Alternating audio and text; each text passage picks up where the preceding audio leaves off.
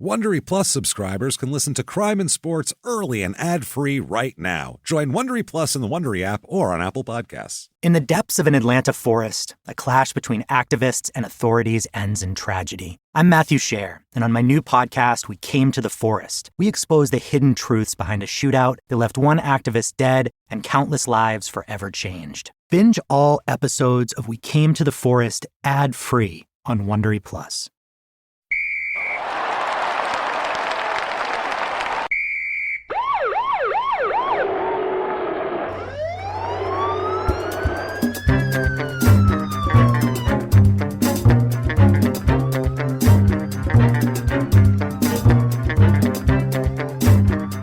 Hello, and welcome to Crime and Sports.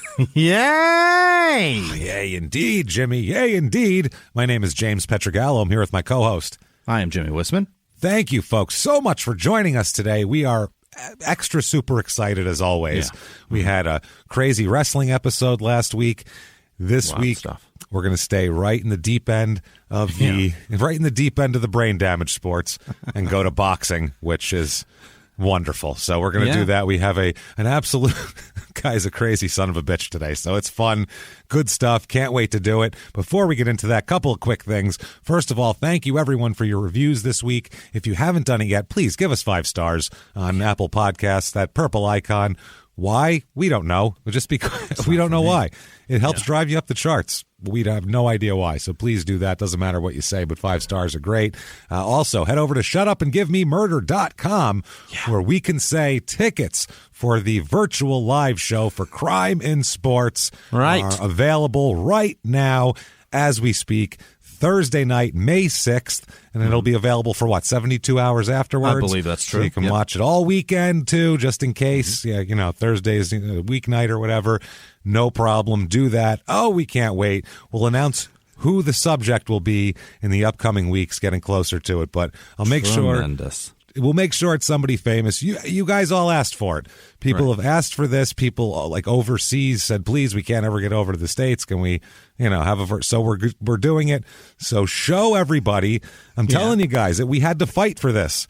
Yeah, we did. We did, because Small Town Murder, they're like, oh, we know we're going to sell a bunch of tickets. And we're like, yeah, but we really, really want Crime and Sports, and people have asked for it, and they've been there for 5 years. These people are loyal. We really want to give them something. And they're like, yeah, but we can make, what about Small Town Murder? So we fought and we fought and we fought. So please don't make jerks out of us is all we're saying. Don't make us look like assholes. Please buy this, okay? And it's going to be wild, I'm telling you. Live Crime and Sports is the most fun you can get. I can't wait. The pictures, everything, it's crazy. So please do that. Shutupandgivememurder.com right now for tickets.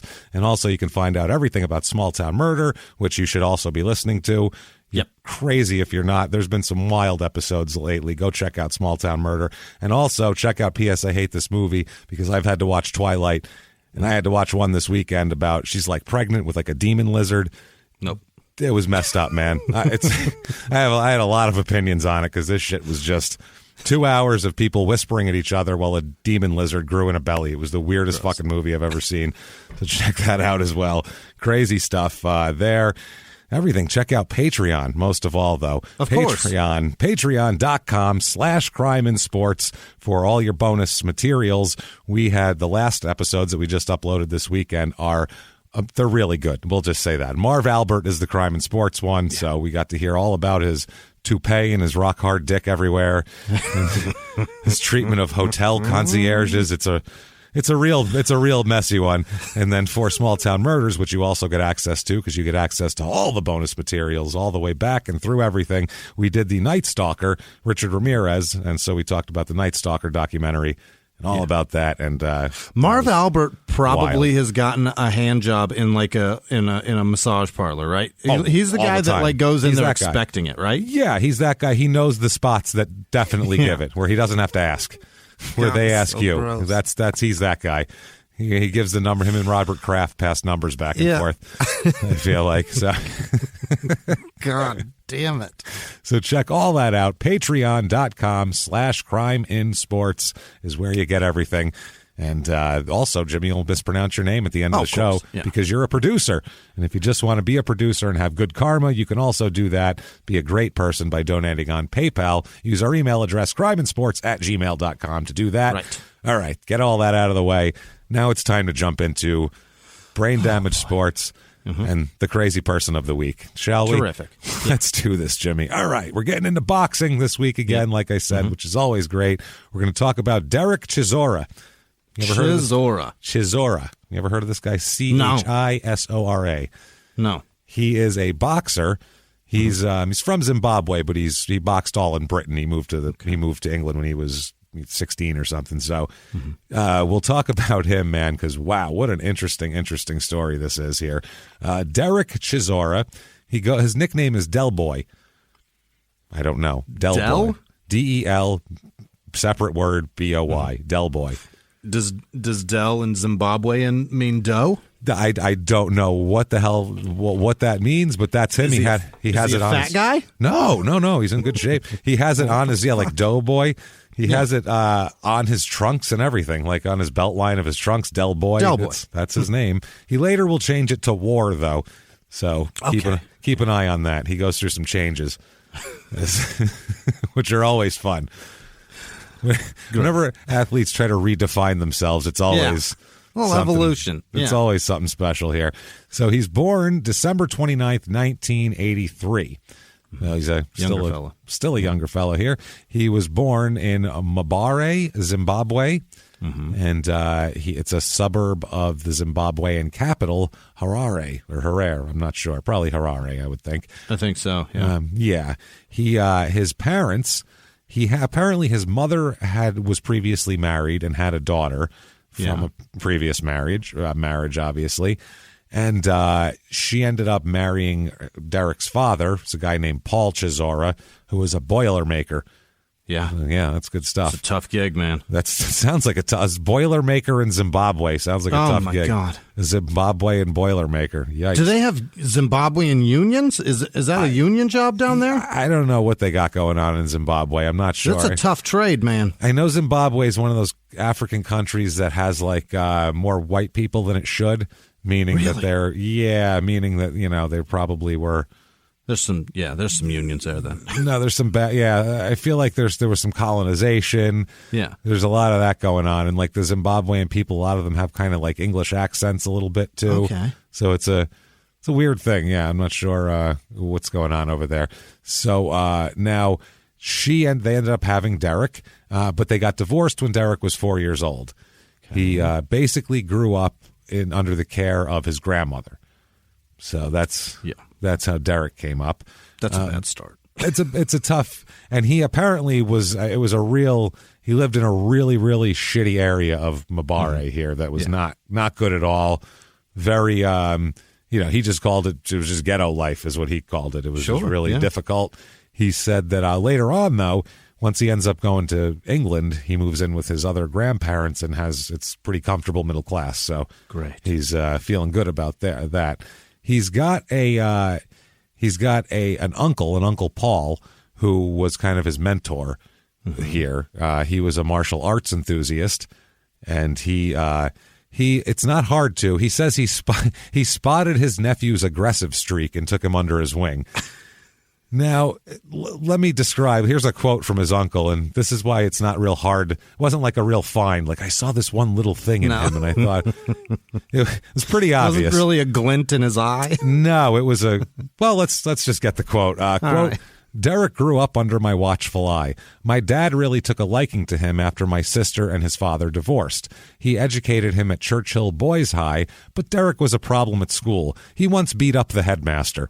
No, so the principal, the guy in charge. He beat up the principal. So generally, not necessarily a glint in his eye. It was the black in the eye of the superintendent. Yeah, it was the black around the eye of the purple, the purple bluish tint that the eye had around the superintendent. It was the yellow bruise in the principal's eye that really made me see his potential. That's what I mean. It wasn't like he could, I don't know. Most people couldn't see it, but I could see he was aggressive. That's aggressive. Yeah. I remember kids in school that were like real aggressive. Some are in prison now. Some are, I mean, Jesus Christ, we did a small town murder about some kids I went to school with. So, I mean, they fucking butchered a family and set the house on fire, for Christ's sake. But they never beat up the principal. Right. The kids fighting adults at school are the fucking really bad ones. That's extra aggressive, right? Like, they're willing to fight the adults. So he also says, quote, academically, Dereck was not strong, but I saw something good in him, and I groomed him. I think his early life, not careful hopefully. You can't, there's certain things you can't use. Right. You can't play it fast and loose with the word groomed. The word groomed has become very specific. It has. You know, it's almost like people that were really into like history of England and stuff like that used to be Anglophiles. Right. You can't use the word file anymore. Except for even cinephile sounds dirty. It sounds like you take kids to the movies and then finger them when it gets dark. That's what it sounds like. So under the cover of the THX fucking sounds. Yeah, second that Dolby sound thing comes up, you're fucking knuckle deep. Knuckle deep in a sixth grader. That's not okay. But that's what it sounds like, doesn't it? It really does. So my point is, that's the sound of torture. Yeah. So you have to retire certain words in any context except for the grossest possible way. Groomed is one of them, unless you groomed yourself. Yeah, and even filing your nails. Why you got kids around? What's the matter? why you got kids around while you're doing that? You like it when they watch? It's just creepy. But spelled different. It doesn't matter. It's awful. It's that sound. So he said, I think his early life experiences made him the person he is now. From the divorce of his parents to the military discipline instilled in him by me. Jesus Christ. I used to make him hit punch bags at home. Okay. That's wild. So he also says, quote, as a young boy, he could take on much older boys. That doesn't sound good either. No. But then he says, and he'd beat them senseless, which sounds like they tried to molest him and he beat them up for it. That's fought him off. He could take them on, but then he didn't want it anymore. And he said, God damn it, it's on. Bastard. I remember the time when some older guys attacked him and my young brother Aries and took their bicycles. They came crying to me and I said, go back and recover the bikes and I will do a follow-up.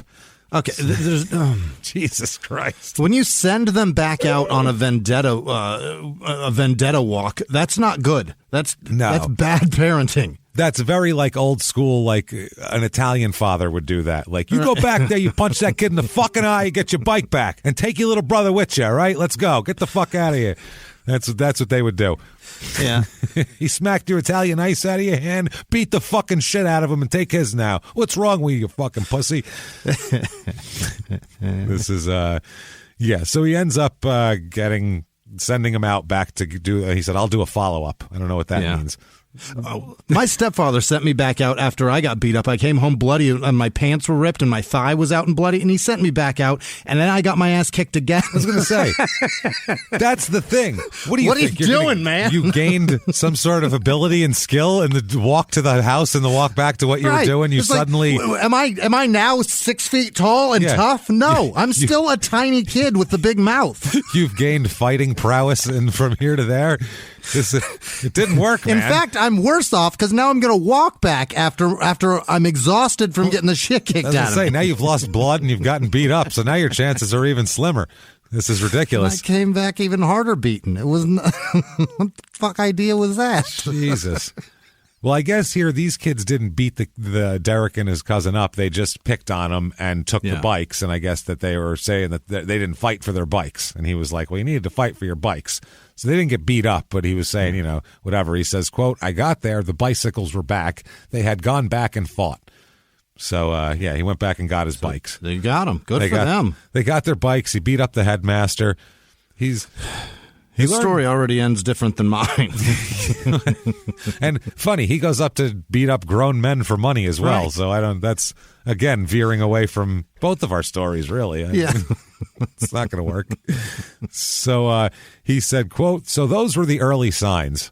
Not really signs. Those aren't signs. He beat up more kids. You're creating a lethal weapon is what you're doing. Yeah. Dereck was the product of two warriors.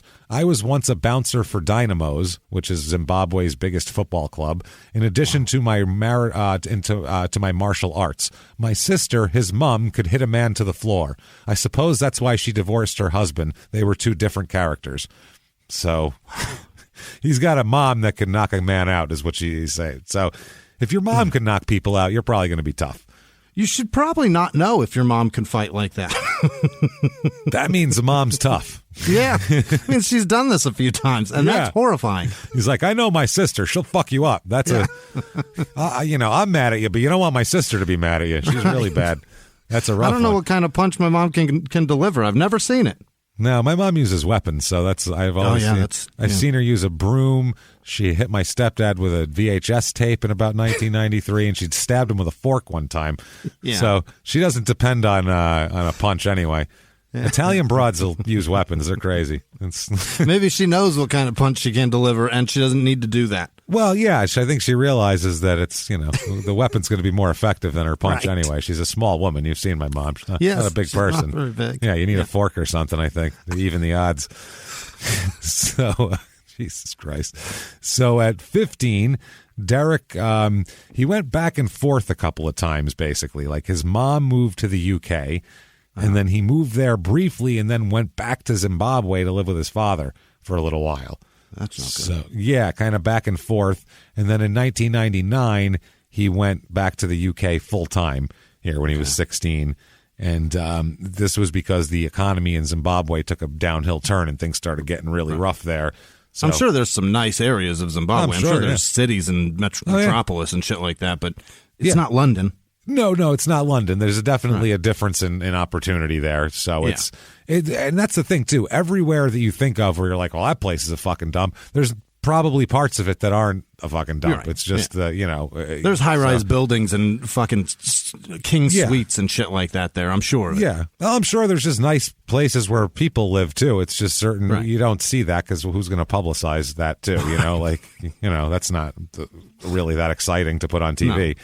That some people doing well. Who gives a shit? These people live just fine, and they're just eating, watching TV. Like, I got to work in the morning, and you're like, okay, and you leave. Is that it? Like, same thing in this country. There's a lot of people who are doing badly, and some people are doing great, and there's a lot of people who are just like, I got to work in the morning, and my bills, I can afford them. I'm okay.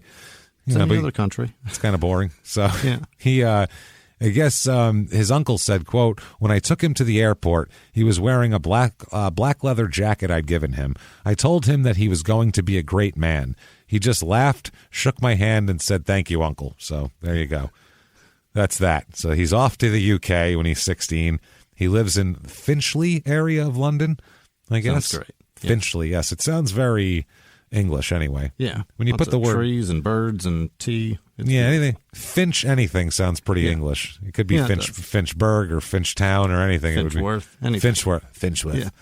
I'm from Finchshire. Fincher.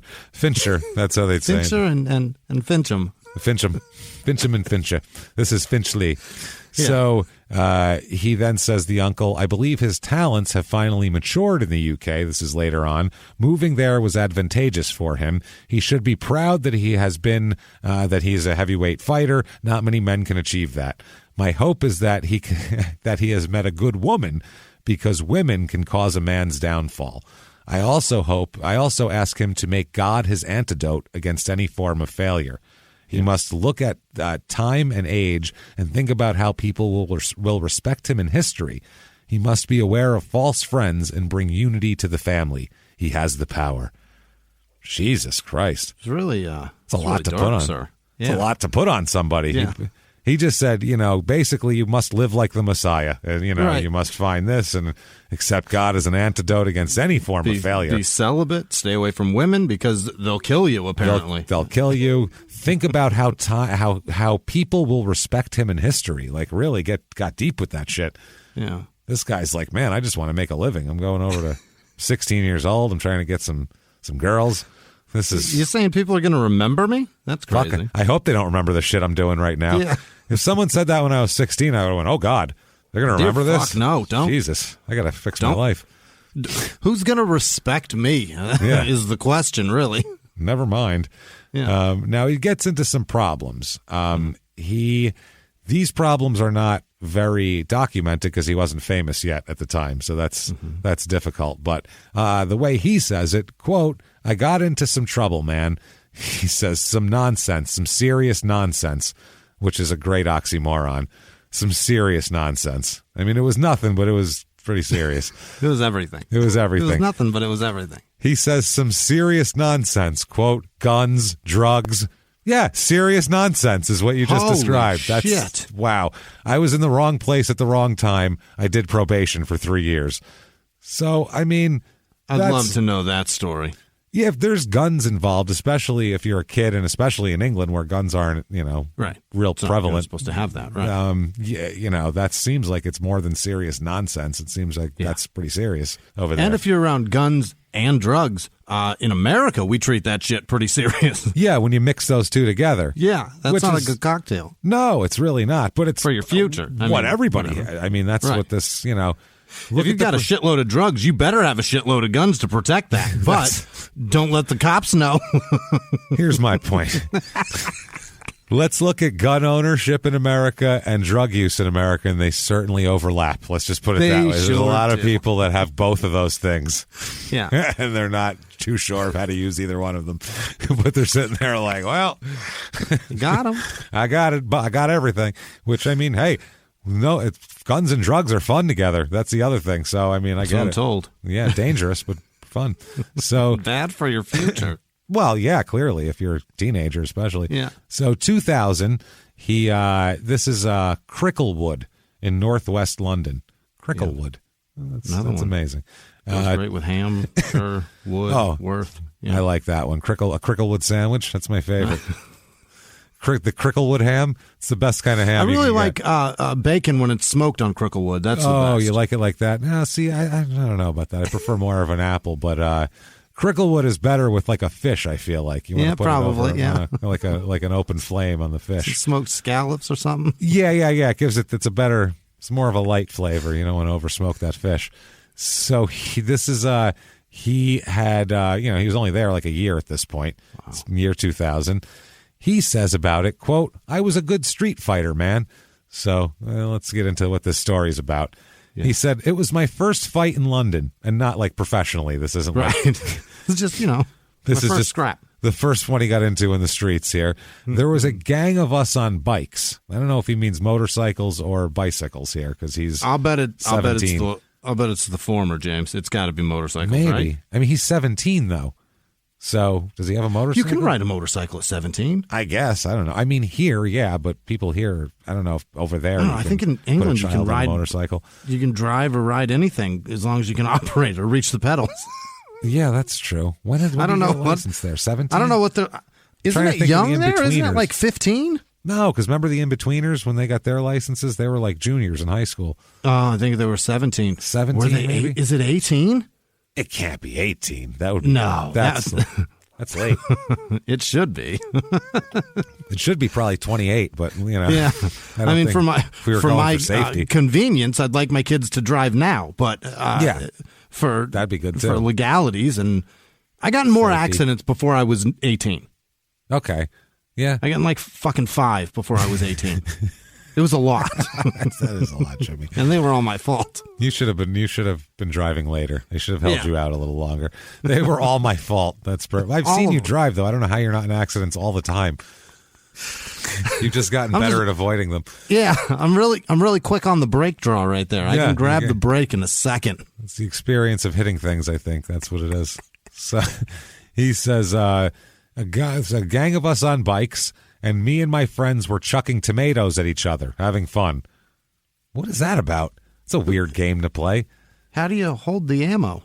You just have a armful of tomato, put it in your shirt tomato like a knapsack papoose. Over your shoulder? Yeah, a shirt papoose there you do. You just use them as a little, you throw them. I don't know how you'd hold that and steer the bike at the same time, but yeah. Either way, they're firing tomatoes at each other for some reason, for fun. This is, okay. Seems like you get drilled with one of those, that'd hurt. A tomato? Yeah. I mean, maybe if they're rotten, but I guess that's part of the fun. I don't know. Trying to blast a guy off a bike? We used to shoot fireworks at each other, so I guess that makes sense. Yeah. I mean, I've shot Roman candles at people. I mean, that can't be safe. I don't think anyway, right? Unless you hit somebody in the eye, though, that doesn't really do much damage, right? Well, you set them on fire. Yeah, I mean, I've seen people be set on fire from fireworks being shot at them, so that's an interesting.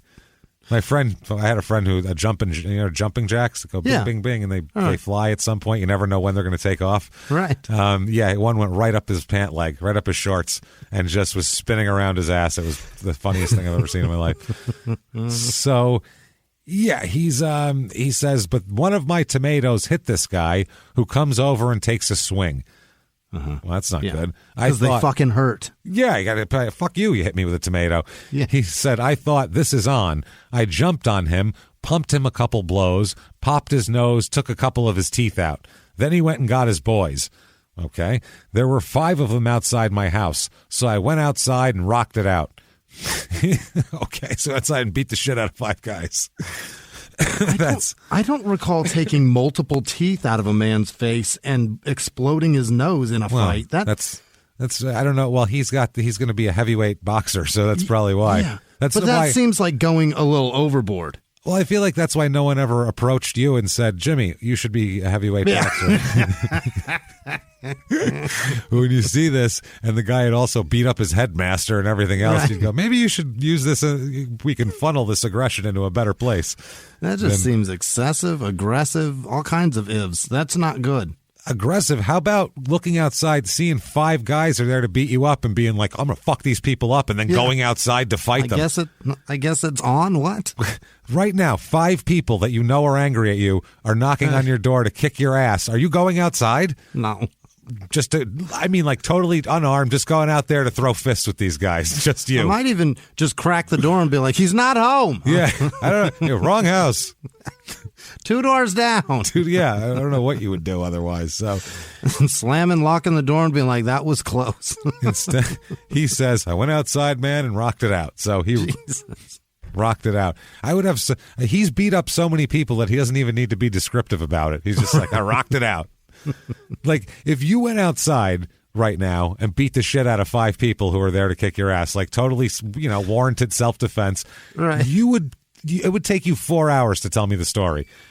You would be telling me in blow by blow, deep. Yeah. Then I'm getting this guy. I could see the look on this one guy's face, though. Like, he was like, should I hit him again? I'm kind of scared. That last one took 2 of my teeth out and broke my nose. Yeah. So I don't want to get hit by little Jimmie Whisman again. You'd be annoyed by day 4 when you called me and I was like, did I tell you about that fight?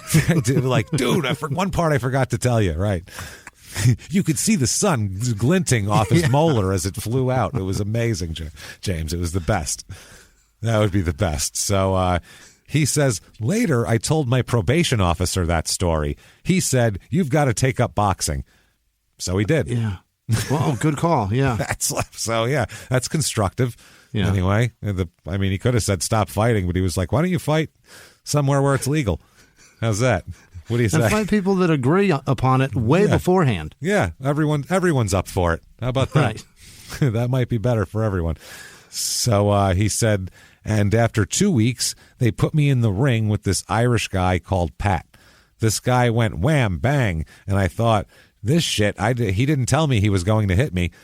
He didn't know what was going to happen. He didn't know if he was just rehearsing or what. And this guy started punching him in the face. He was like, what the fuck? This is a rough sport. Yeah. He said, so I went to the trainer, Joe Smith, who showed me how to move and how to jab. Did they not show him that before they threw him in the ring with a guy who was going to punch him in the face? Right. What the fuck kind of training is that? I don't know. They heard about him fighting 5 guys, and they're like, he doesn't need any training. He'll be all right. There's some gloves, mate. There you go. Right. Pushed him into the fucking ring. Yeah. And he's like, oh, how'd cool. You fought 5 blokes at once. Yeah. Then a professional boxer starts punching him in the face. It's like, Jesus Christ.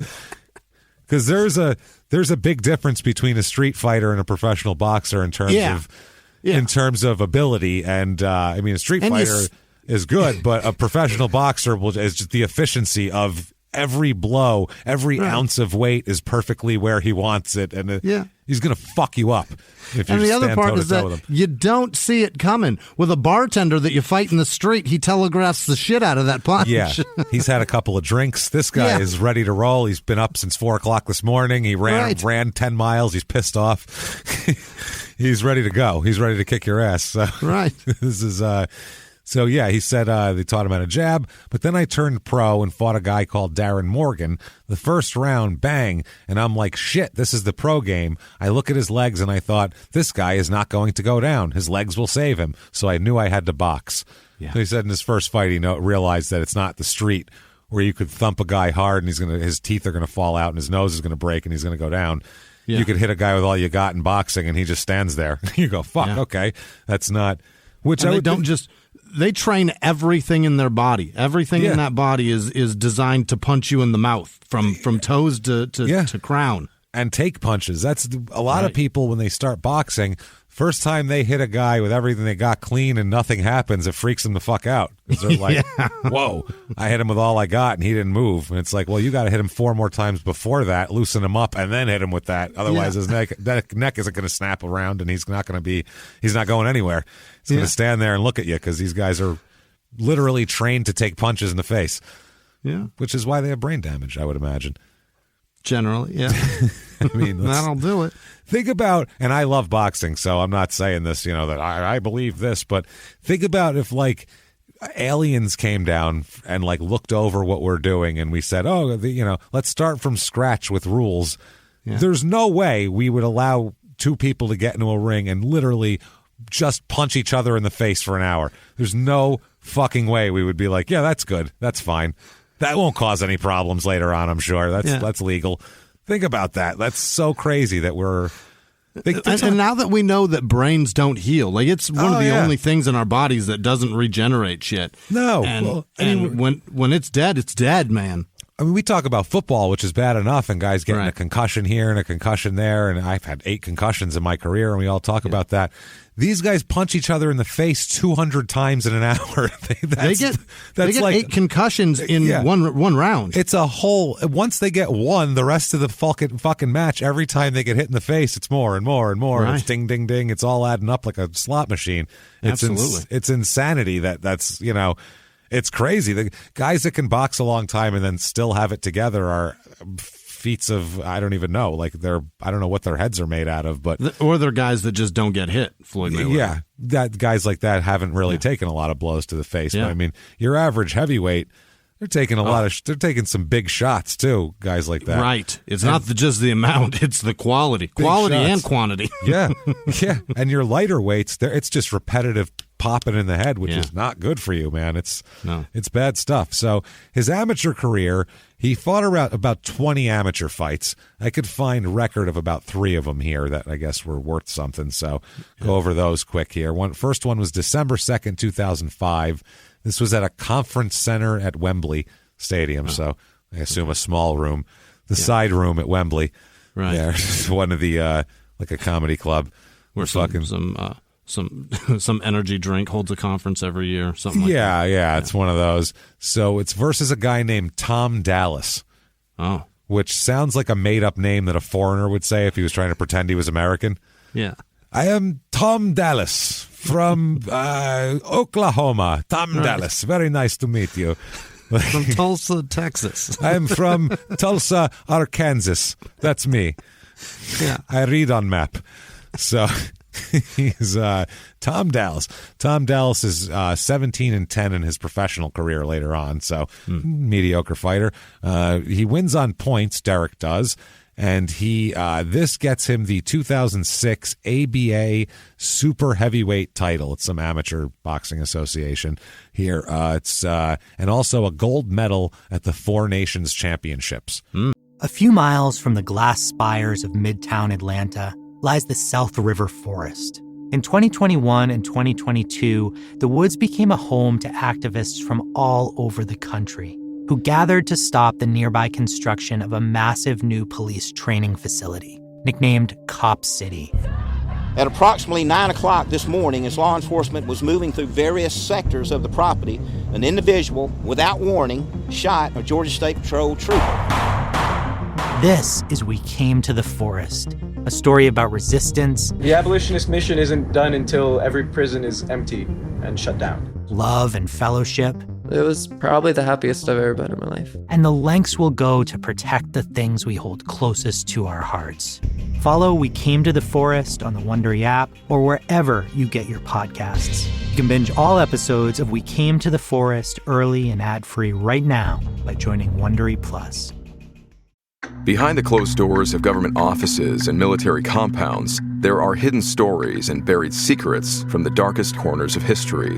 From covert experiments pushing the boundaries of science to operations so secretive they were barely whispered about. Each week, on Redacted, Declassified Mysteries, we pull back the curtain on these hidden histories. 100% true and verifiable stories that expose the shadowy underbelly of power. Consider Operation Paperclip, where former Nazi scientists were brought to America after World War II, not as prisoners, but as assets to advance U.S. intelligence during the Cold War. These aren't just old conspiracy theories. They're thoroughly investigated accounts that reveal the uncomfortable truths still shaping our world today. The stories are real. The secrets are shocking. Follow Redacted, Declassified Mysteries on the Wondery app or wherever you get your podcasts. You can listen to Redacted early and ad-free right now on Wondery Plus. So Ezra does pretty well here. He fights a guy named Sam Scott on February 3rd, 2006 in Dublin. And this is Sam Scott's only fight ever, amateur or professional. Really? Stepped in the ring once, and this is what happened. And he got the shit beaten out of him by Dereck Chisora. And Derek's he moves on. He loses one of these amateur fights on February 4th. I guess it's the same tournament. Sure. So they're fighting like back-to-back days, which is crazy. I don't know if there's like headgear involved probably too here. So you would hope so. That's a different story when you involve headgear. So right. February 4th, though, he fights a guy named Keith Evans, who doesn't ever have a pro record. He's just an amateur fighter, and Keith Evans beats him on points. Okay. So that's what we have. Then he goes pro. February 17th, 2007, he fights Istvan Keksis. Jesus Christ. Mm-hmm. He fights a lot of Eastern European guys.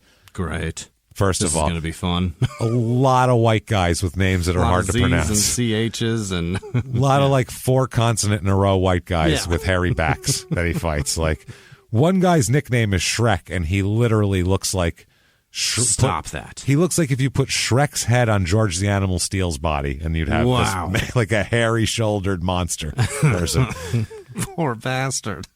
Jesus Christ. If this person donated to us on Patreon, it would take Jimmie 15 tries to fuck his name up. Kekses. Doesn't matter because this guy is 2-20 coming in. So oh, Christ. Not good. And this is his last fight ever. Not great. But he is a linker. He does have a Wikipedia link, so to fight a linker in your first fight, that very rarely happens. We never see Why that. does he get to have a Wikipedia page with that record? Because he fought a couple of guys that were decent. That's why. So he ended up he got referenced a couple of times in more famous ones, so he ended up getting his own. And his is basically he fought these guys. That's his Wikipedia. He fought Dereck Chisora once.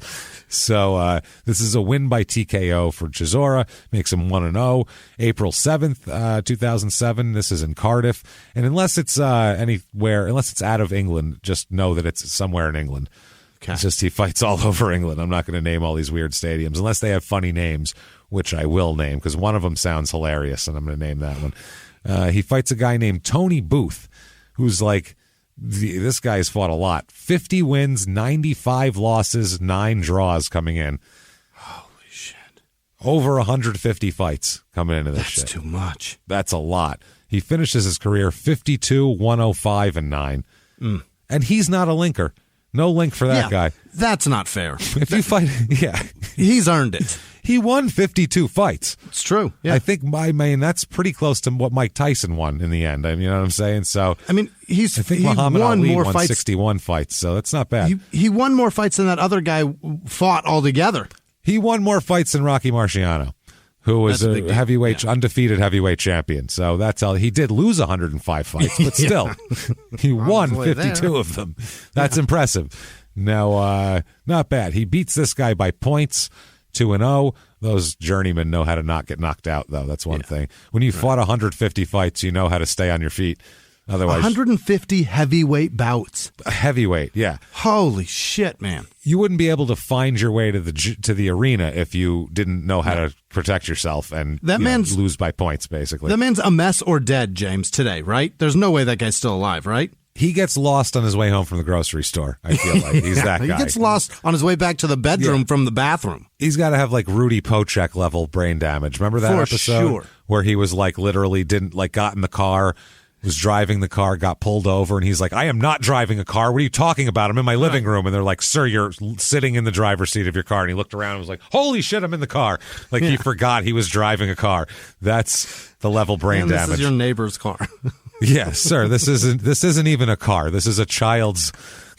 This is a toy. You're peddling this. You're Fred Flintstoning this whole situation. You're in a grocery cart rolling down a hill. That's what are you doing, sir? Sir, Jackass told you not to try this at home, sir, and you're clearly trying this at home.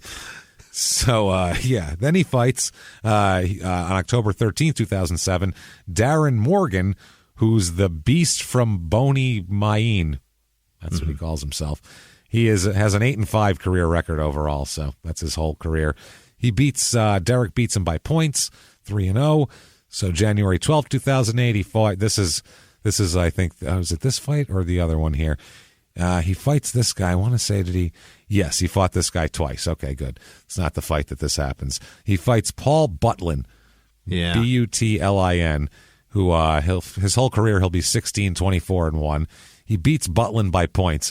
Remember Butlin's name because it's going to come up when they fight again, and some crazy shit goes on. June 14th, 2008, he fights Sam Sexton, who comes in 7-0. Coming in hot. Right now, he's 24-4, so he's still whatever.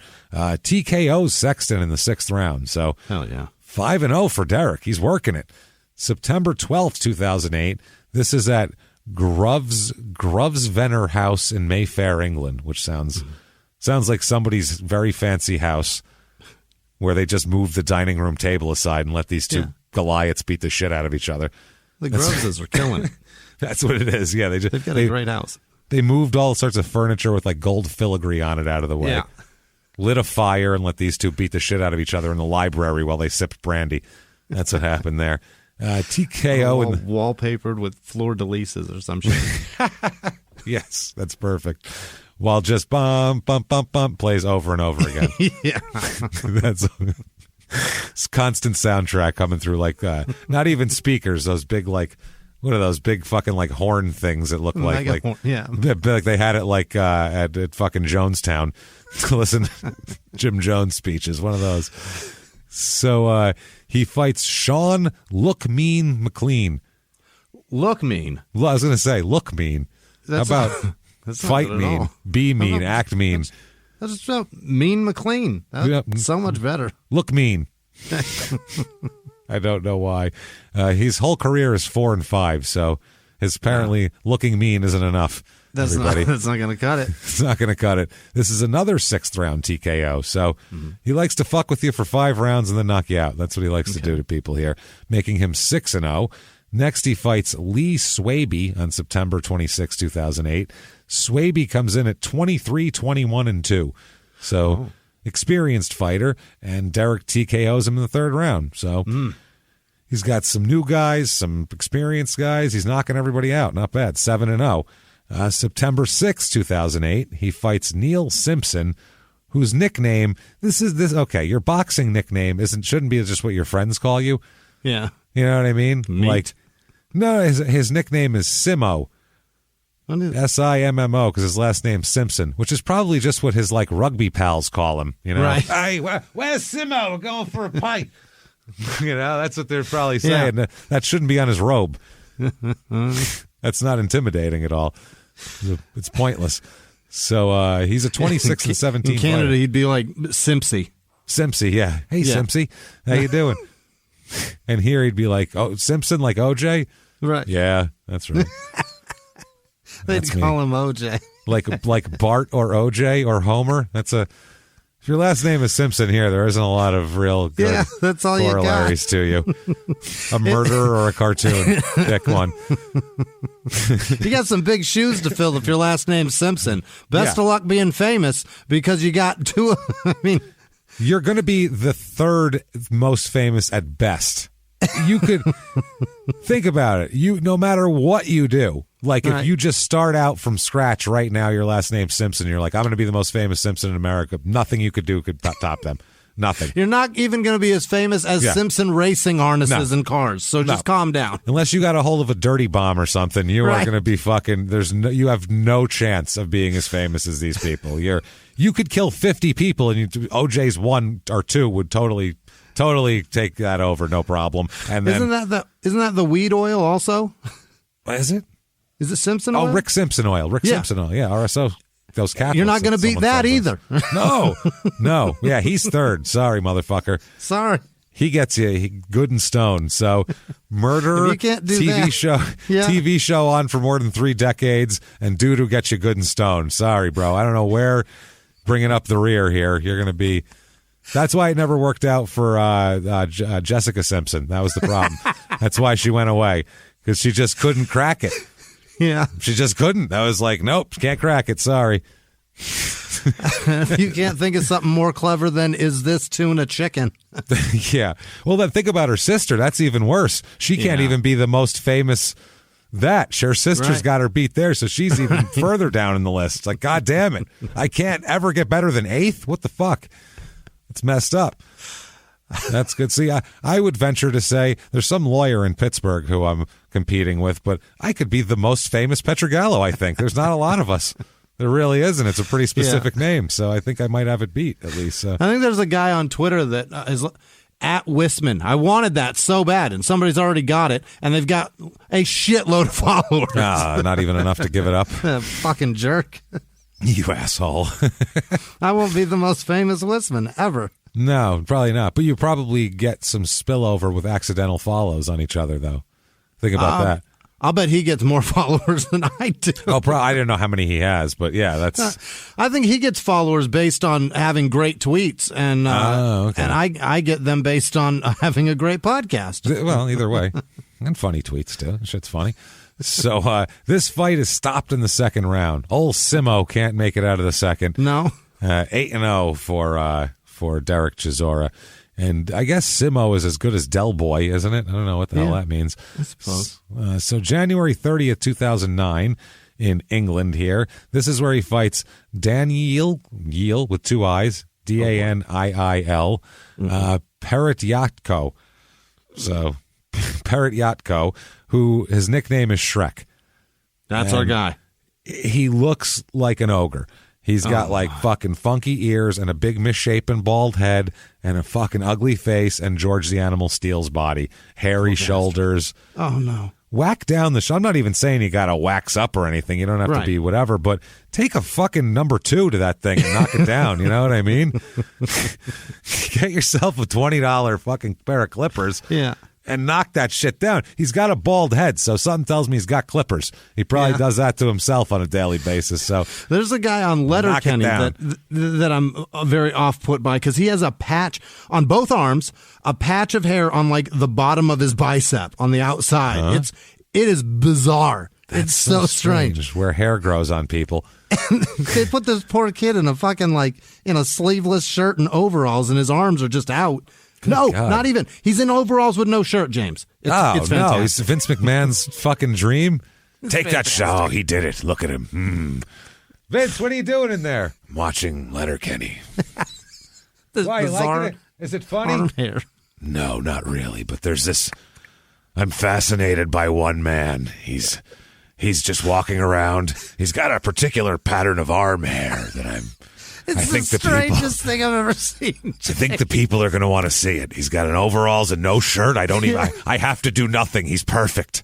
It's like the body or the basketball player that has like a shawl of chest hair. It's the strangest thing. It's like over his shoulders and across his chest, and then when he lifts up his shirt to wipe his face, nothing on his belly.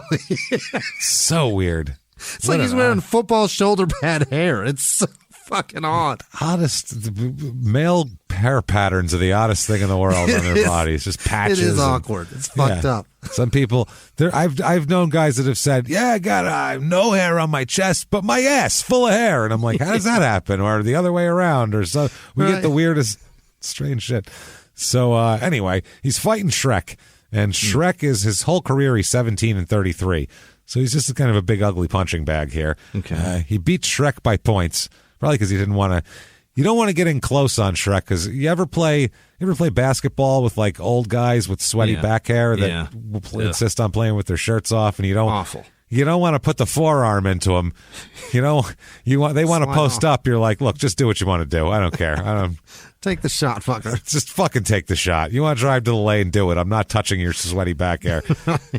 Maybe that was the thing. Dereck kept his distance and just outpointed him, I think. At 9-0. It's fun to watch fights of ugly guys because they got nothing to lose in terms of you know what I mean, beauty, or they don't care about what they look like. Those are a great fight usually. You'd see Shrek, and he looks like he never raises his hands above his chin because why bother? Yeah. You know what I mean? What the hell's the difference? Right. Honestly, this guy really is that hideous. You look him up. I'll look like a hockey goalie. I don't give a shit. Yeah, he doesn't give a fuck. He's like, just beating my head senseless. I don't care. His head isn't even a good shape, so it's like, whatever. You can knock it lopsided. I won't care. Just improve it. So May 22nd, 2009, this is the Paul Butlin fight. Paul Butlin is, like I said, he's of no consequence. 16-24 for his career. But this is Butlin too. This is Chisora Butlin too. Yeah. He beats Butlin by points, but he ends up being suspended for 4 months because of this fight, even though he won the fight. What'd he do? Okay, he bit Butlin during the 5th round.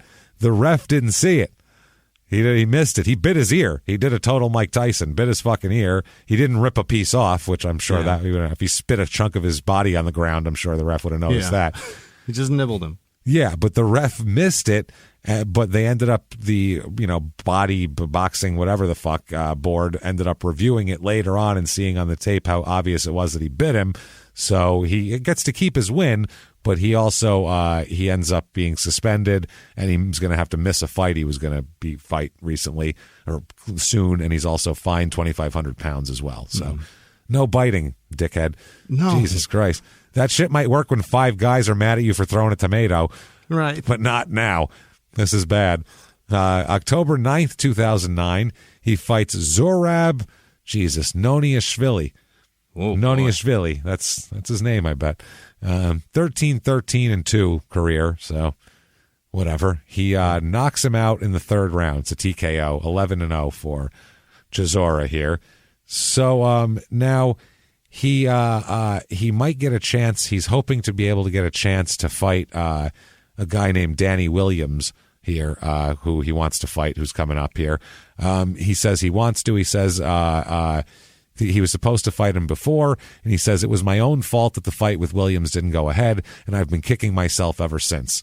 So that's what he's saying, because his fight now is supposed to be against Williams, and then he ends up fighting Williams down the road. Okay. Right now, February 13th, 2010, he fights Carl the Fridge Baker. Hell yeah. 280 pounds of him. So my God. He's a big boy. That's why he's the Fridge. Yeah. Carl Baker here. Carl's 9-4 coming in, 10-8 for his career. TKO's the Fridge in the 2nd round. Wow. So, yeah, it's a big boy. Dereck's about 250. So really? Dereck's a big heavyweight. He is not a small heavyweight. He's a big... These heavyweights now are big, man. Do we got height on this guy? He's like 6'1.5", our guy. Okay. The Fridge is a little bit taller, but 280 is a big guy, man. It's just a big dude. That's a lot of dude, you know what I mean? 6'3", 280. That's a big dude. Can play in the NFL. That's a lot of man. That's a lot of man. And he's also, he's an athletic guy and shit like that, but he gets TKO'd in the 2nd round either way. Yeah, Dereck's not a small guy either, because I feel like, and I haven't been caught up, I used to follow it a lot till kind of the early 2000s, but I haven't followed boxing as closely. But I feel like once the Klitschko's came in, they really made it so the heavyweights had to be bigger. Because for a while it was Evander Holyfield in the 90s was the standard, and that dude was, once he was all jacked up on fucking roids and everything, or HGH, or whatever the fuck he was on allegedly at the time, he got up to like 220, but his main fighting weight was like 205. Holyfield. And how tall was he? He was 6'1", 6'2". Right, because the Klitschko's are like 6'5", right? They're 6'5", 250 pounds. They're fucking enormous men. They're enormous people. So, right. And they're really skilled too. They're not 6'5", and so is Lennox Lewis. He was big, 6'5", 6'6", over 250. I think he's 6'7". Something like that. But I mean, these big guys like that who are skilled.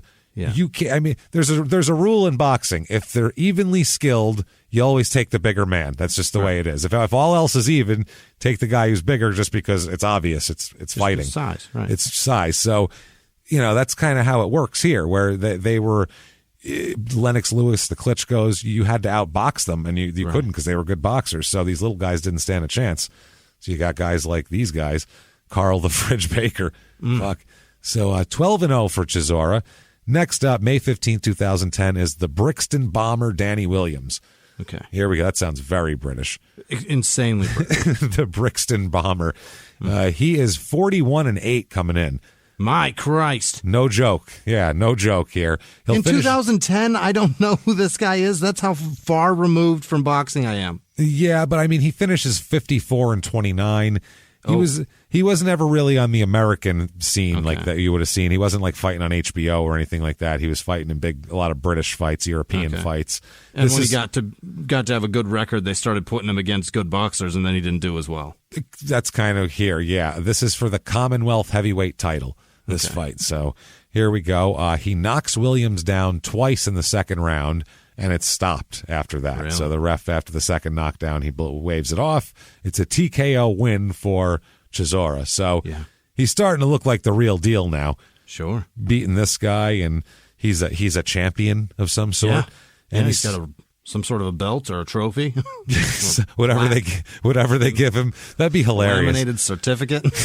How much less fucking pageantry would that be if a guy came to the ring, had his robe on, opened his robe, and took out a laminated certificate and held it above his head and ran all over the ring? How much Wandered less around holding it with two hands like a ring girl. Yeah, it's like holding it up a card. How much less exciting would that be than a belt with like I got this belt you could wear, you could throw it over your shoulder. There's I want that so bad. They're like, so bad. They're like rubbing it, proving that it's embossed. Yeah, that's right, motherfucker. Look at that. Puts a lighter up to it. It's got a watermark. Not flame proof. That won't burn. See that? That ain't even fucking paper, man. Doesn't burn. So he's starting to have a few bucks, and he's starting to act like an idiot a little bit. He's starting to care more about fucking off than the actual boxing at this point, which is a lot of boxers go through this period where they don't give a shit about. They're like, I don't know, I don't need to study. I'm just a pretty good boxer. And then they get beat a couple of times, and they're like, whoa, that hurt a lot. I better fucking concentrate. I don't know what I was thinking before. Because you can't just be a boxer and not pay attention to stuff, because you'll get beaten up physically constantly. So that's not good. So he starting to do some weird shit. He I guess he liked antiques, and in one interview he said, quote, "I'm in the process of getting an old phone box, man." Like one of those old, like a phone booth? One of those old British phone booths, which that's cool. And like the accordion door that closes, those are cool. That whole thing. He says he talks about he doesn't really know much about boxing. He says like what's going on in it. He said some people know it all. Tyson can tell you everything about every fighter. Me, I don't know anything. Don't even know fighters in my own division. Some of the fighters I've boxed, I've forgotten their names. So you're not going to do well in this, sir. This is going to go bad for you. Not paying any attention. You know what? We'll call it right now. Grace. Yeah. This is Grace. He's still winning, but he doesn't even care to remember people's names who he's beaten. That's not a good sign at all, I don't think, for anybody. So we're calling Grace here. Now, that's so not good, man. You hear that and you go, ooh, this is going to... He forgot their names, and that's not just from getting the shit pummeled out of him, because he's undefeated at this point. Yeah, he just didn't even care to remember them. Right, didn't make the effort to fucking lock that one down. Couldn't even just jot it down real quick. This is 2010. He's got a notes app on his iPhone. Like he could have just jot it down real quick. All right, this guy punched him in face repeatedly till he went unconscious. Okay. I like to remember the names of the people who I beat into unconsciousness. Don't you? Yeah. Right. I don't know, on television too. You know, in a fucking industry like that, you're always chasing somebody. Wouldn't you want to know who you're chasing to be, I don't know, better or best at? Or I'm gonna fuck him up. Yeah. What are you talking about, man? Who is that? I don't know, fucking big white guy. I got his number though. Tell him he can't fucking hide, and then tell me who his name is, because I don't remember it. That guy banging that blonde American actress. Who's that? Yeah, Klitschko. He's the fucking champion. What are you talking about? So now he has a problem in May 2010. Yeah, it's a big problem, and it's a problem for somebody else, and we'll get into the details of it later. But he's arrested here for he was at his girlfriend's house. Oh no! Apparently, she went into the bathroom, and he thought that was a good time to pick up her phone and start going through her text messages. Oh no! Everybody, it's never a good idea to do that. That's called looking for a fight. Ever. You're looking for a fight. Even if you find no like cheating or anything like that, you're going to find something you don't like or something that annoys you. You're looking for a text message from a girlfriend who's got something shitty to say about you, and then you're going to be like, why didn't she like me? Is it something you said about me to her? Obviously you said something shitty about me. What did I do to you? Shut the fuck up. No good can come from this. No. Stop it. Leave people alone. Leave people their privacy. Fellas, it doesn't matter what sex you are. Stay the fuck out of their phone. Oh, women love to fucking go through phones. This is not just for the guys, but for guys it becomes like aggressive and like a reason to do, whatever. But still, everybody stay out of your phone. Imagine a phone, whatever's in that phone, just think of it as down their pants. That's it, as down a stranger's pants. It's not your business. You can't just reach down there and feel around. Not okay. Just fucking leave it alone. Whatever it is, it's not your business. It doesn't matter. Put it that way. Also, if you catch them cheating, that's on you too. Yeah. I don't know what to tell you about that. Yeah. That's your fault also, because you weren't supposed to see that. Catch them elsewhere. Catch them some other way, but don't fucking, that is so slimy. I hate it more than anything. Well, she's in the bathroom too, so it's like gross. He doesn't know what she's doing in there. He doesn't know if she's, doesn't know how much time he has for this. He might, this might be a pee. Like women pee quick sometimes. They're in and they're out. So you don't know. Is he that brazen that he's like, I left your phone, move your feet, lose your seat kind of thing? And kind of. Well, he right away, he got into it with her. One of the messages, later on a lawyer will say, one of these messages to her mobile phone was from another man. In response, he shouted, "What is this? Who is this? Blah, blah, blah." So that started like that. I'll give you the beginning of it. She says, at this point, the lawyer said, at this point, he grabbed her by the arms and threw her onto the bed and said, "You cheated on me." Oh, boy. So, we'll get into the details of that in just a moment here, because he has a fight right around this time, too, where he fights Sam Sexton again. And TKOs him in the 9th round. So big deal. You know what? I'll correct what I just said. P.S. If you catch them cheating there's no more words to be said. The relationship's obviously over. Well, yeah. Just dip. Yeah. Go away. Yeah, don't get to this point where you're grabbing and throwing and punching and swinging. It's over. Walk. I don't get it with some people, man. Some people have to get some sort of vengeance, and they have to they need justice. Right? It's justice. How dare you? It's like, calm down. You know what I mean? Go on with your life. Everybody calm the fuck down. Take it easy. Everybody relax. Relax. Everybody relax. Everybody do your thing. I'm so, people. Okay. Everybody needs, and I'll volunteer to do as many as I can with this, but everybody needs like an Italian uncle. Okay. Yeah. That can sum up everything in like a sentence, very glib, and then yell at you when you're an idiot and call you a fucking idiot. You know what I'm saying? Yeah. Like therapy is great, and you're a big into therapy, and we're huge proponents of therapy, obviously, and any sort of mental health. I don't care how together you have it. No, you need therapy. Exactly. Everybody's you're fucked up somewhere in there, and you could probably fix it or feel better. But at the same time, I feel like, I don't know how to put this in a certain way. Therapists aren't real big on saying, "Hey, dumb fuck." They're not huge on that. And sometimes that's the approach you need. That's going to actually help you to be a better person, not a narcissistic piece of shit. You know what I'm saying? Because sometimes the other point of it too, James, is if you're not smart enough to absorb what your therapist is saying? Because if your therapist says to you, maybe journal, write some of this down. Because what they're telling you is the shit you just said to me is fucking nuts and you need to read it. Yes. But what some people hear is what? They hear you're doing it right. You just need to write down your goals and move forward. And then read it and look at it as gospel because you wrote it. And anything that flows from your hand is beautiful. Right. That's what they hear. Those are not people that are working on themselves. Those are people that are trying to find a reason to legitimize their shit behavior. Thank you. That's what I'm talking about. That's why I think in addition to therapy, every time someone goes to therapists like BetterHelp, you guys should institute this. I'll help you build the program if you want. What you do is you have a therapist who does all the things, write this down, journal what happened, talk about this, whatever. You have that. And then once a month or so, you have an Italian uncle where you just give them a rundown and they tell you whether you're doing right, whether you're doing wrong. Hey, listen, not for nothing. I think that, what the fuck are you thinking there? This fucking guy, what do he call you? Once, twice a week? This fucking guy doesn't like you. Get over it already, you fucking dumb twat. Get over it. That's what I'm telling you.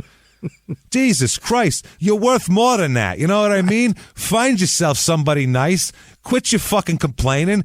Put your fucking journal away for 5 minutes and go out and fucking meet somebody, you goddamn lazy asshole. And they'd be like, yes, I'm going to do it. Once a month. What, are you going to have babies with this idiot? He doesn't have a job. Yeah, of course he's a bum. That goes for men or women. What, this fucking broad? You read her messages on a cell phone. She's cheating. Fucking break up with her then. What's wrong with you? So what? You got no fucking confidence you're going to find somebody else? Get the fuck out of here with this bullshit. I don't want to hear it from you. You need that guy. Gumar. Don't tell your wife. Don't tell your aunt I told you that. Yeah. That guy right there with a therapist. But like I said, it can't be an even sweep. That guy can only come in like once a month, and then the therapist should also vet what he said and tell him like, that's all good. But you need every once in a while somebody to call you a dumb fuck and go, oh yeah, I am a dumb fuck. Jesus. It just keeps you grounded, making you a better overall person for everybody. That's what I mean. It's tough work, man, but you got to do. It's not a gift. Nobody's doing the work for you. You got to do the work. You're nailing it over and over again. That's exactly the truth. It's work for you. Some people think the act of just, I went to therapy, so that means I should be better now. Right. Because I went there. Yeah, it's a purchase. I went to McDonald's, therefore a hamburger comes into my car window. You know what I mean? It's happiness. Just right in there. It's like, no. That's like buying a gym membership, putting some shorts on, and going there and just hanging out. Like, why aren't I in shape? I'm at the gym. I was at the gym at 6 o'clock this morning. I didn't do anything, but I was there. This is bullshit. Sat on a bench and checked Instagram for 2 hours and came home. I should be in for great some shape. reason, my heart rate's still the same, and I'm no stronger. That's it's a tough one, man. So anyway, November 2010 is when all the legal problems come up for him. This is when we find out, after he's arrested for his incident with his girlfriend here, that he has had previous convictions for public order offenses and also assaulting a police officer at one point. Oh. And he's also been convicted of possession of an offensive weapon. So He's had some back. That's in addition to fighting five guys and tomatoes and guns and drugs that he said as well. Maybe the possession of an offensive weapon is guns, but he didn't mention the offensive weapon. Is that like a dildo gun? Maybe an offensive weapon. It's a dildo that fires darts out of the end of it. It's very offensive and dangerous. Yeah, it's a flashlight that fires fucking rockets. Oh, Jesus Christ! Watch out for that. Don't fuck the wrong end of that thing. Yeah. What is it? When you come, rockets fire out the other end of it, and that's how it works. Yay! In the 1980s, a rosé swept the country. Hey, Mike, I really like this White Zinfandel. Well, good. Now put it down. We're going to try another one. White Zin became America's top-selling wine. But most don't know that this sweet drink has a sour history. What began in 1986 with counterfeit bottles. A big fraud, a multi-million-dollar fraud. Sent investigators chasing one of the most powerful families in the business, the Licciardis. But the closer the feds got to them, the more dangerous things became. It's a story of deceit. At the time, I was paranoid. Threats. You touch my kids, I will kill you. And murder. With a .22 caliber bullet to the head, What started with a scheme to mislabel wine spilled into a blood-soaked battle for succession. Welcome to Bloodvines. You can binge listen to Bloodvines exclusively and ad-free on Wondery Plus. Join Wondery Plus in the Wondery app, Apple Podcasts, or Spotify. In the 1980s, a rosé swept the country. Hey, Mike, I really like this White Zinfandel. Well, good. Now put it down. We're going to try another one. White Zin became America's top-selling wine. But most don't know that this sweet drink has a sour history. What began in 1986 with counterfeit bottles. A big fraud, a multi-million-dollar fraud. Sent investigators chasing one of the most powerful families in the business, the Licciardis. But the closer the feds got to them, the more dangerous things became. It's a story of deceit. At the time, I was paranoid. Threats. You touch my kids, I will kill you. And murder. With a .22 caliber bullet to the head. What started with a scheme to mislabel wine spilled into a blood-soaked battle for succession. Welcome to Bloodvines. You can binge listen to Bloodvines exclusively and ad-free on Wondery Plus. Join Wondery Plus in the Wondery app, Apple Podcasts, or Spotify. So he didn't mention assaulting a police officer, though. That was the other thing. That's not good. So his girlfriend is Yalda Kontrachi. She's an Iranian. She's from Iran originally. She's an interior design student. She's 24 years old. They've been dating for 7 months, and everything seemed wonderful until one night in her flat in North London when he went and checked her phone, and then she went into the bedroom and he stormed in screaming, "What's this message?" And apparently it wasn't even a boyfriend. It was a friend of hers that called her babe.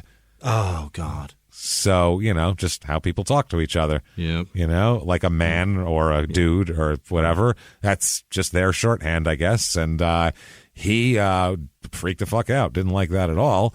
And so he grabbed her by the arms. She said, quote, "He came into my bedroom with my phone in his hands. He didn't let me explain. He just grabbed me and started slapping me." Oh, no. And this is a big 250-pound professional boxer who, can knock 5 guys out. This is ridiculous. Quote, he grabbed both of my arms with both hands. I was lying down and he held me really hard because he has strong hands. He was hitting my buttocks and legs.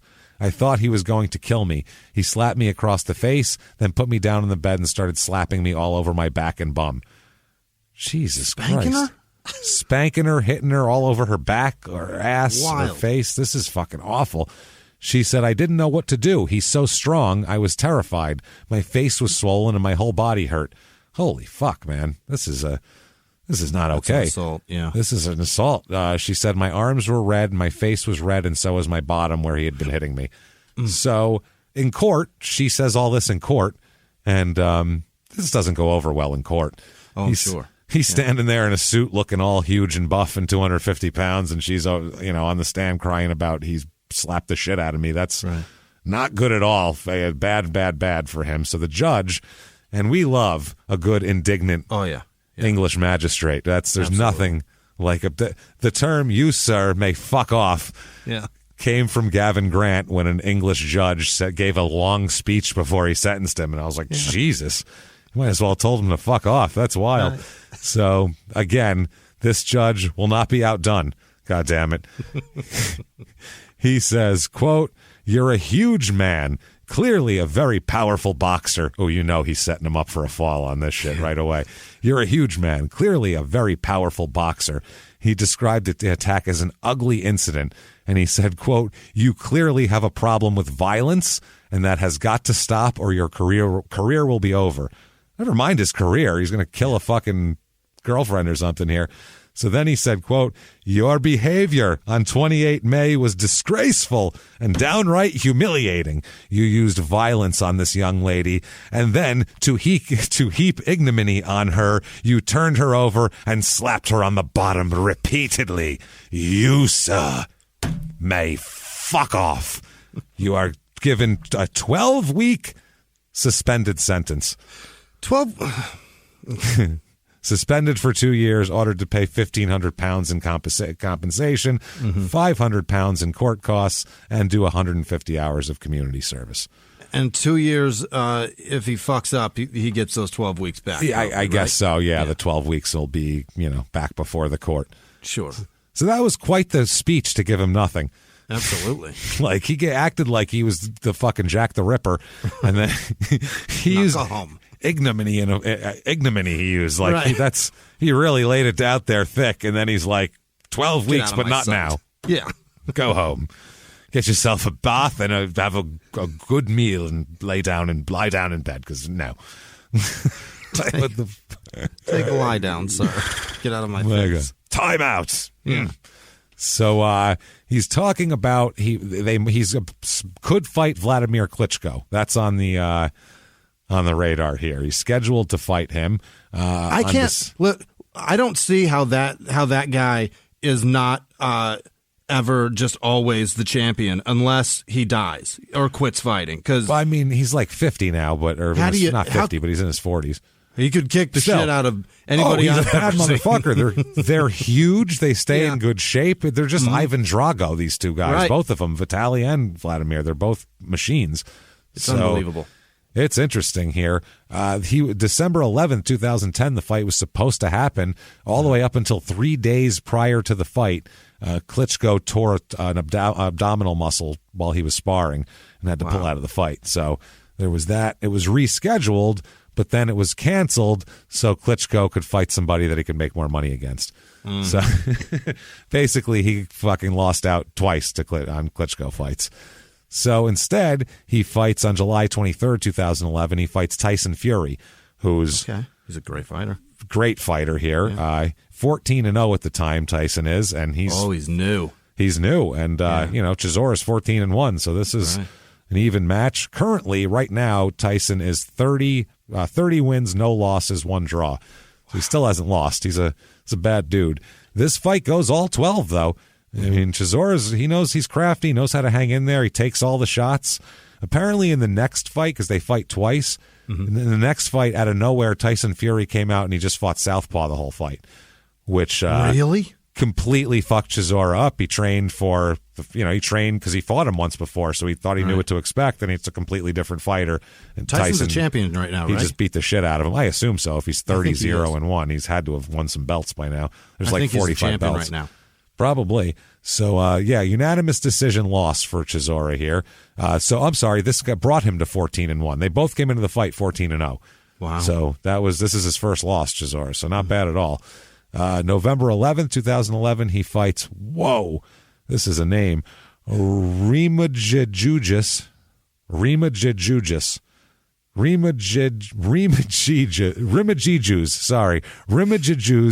Ziazulzis.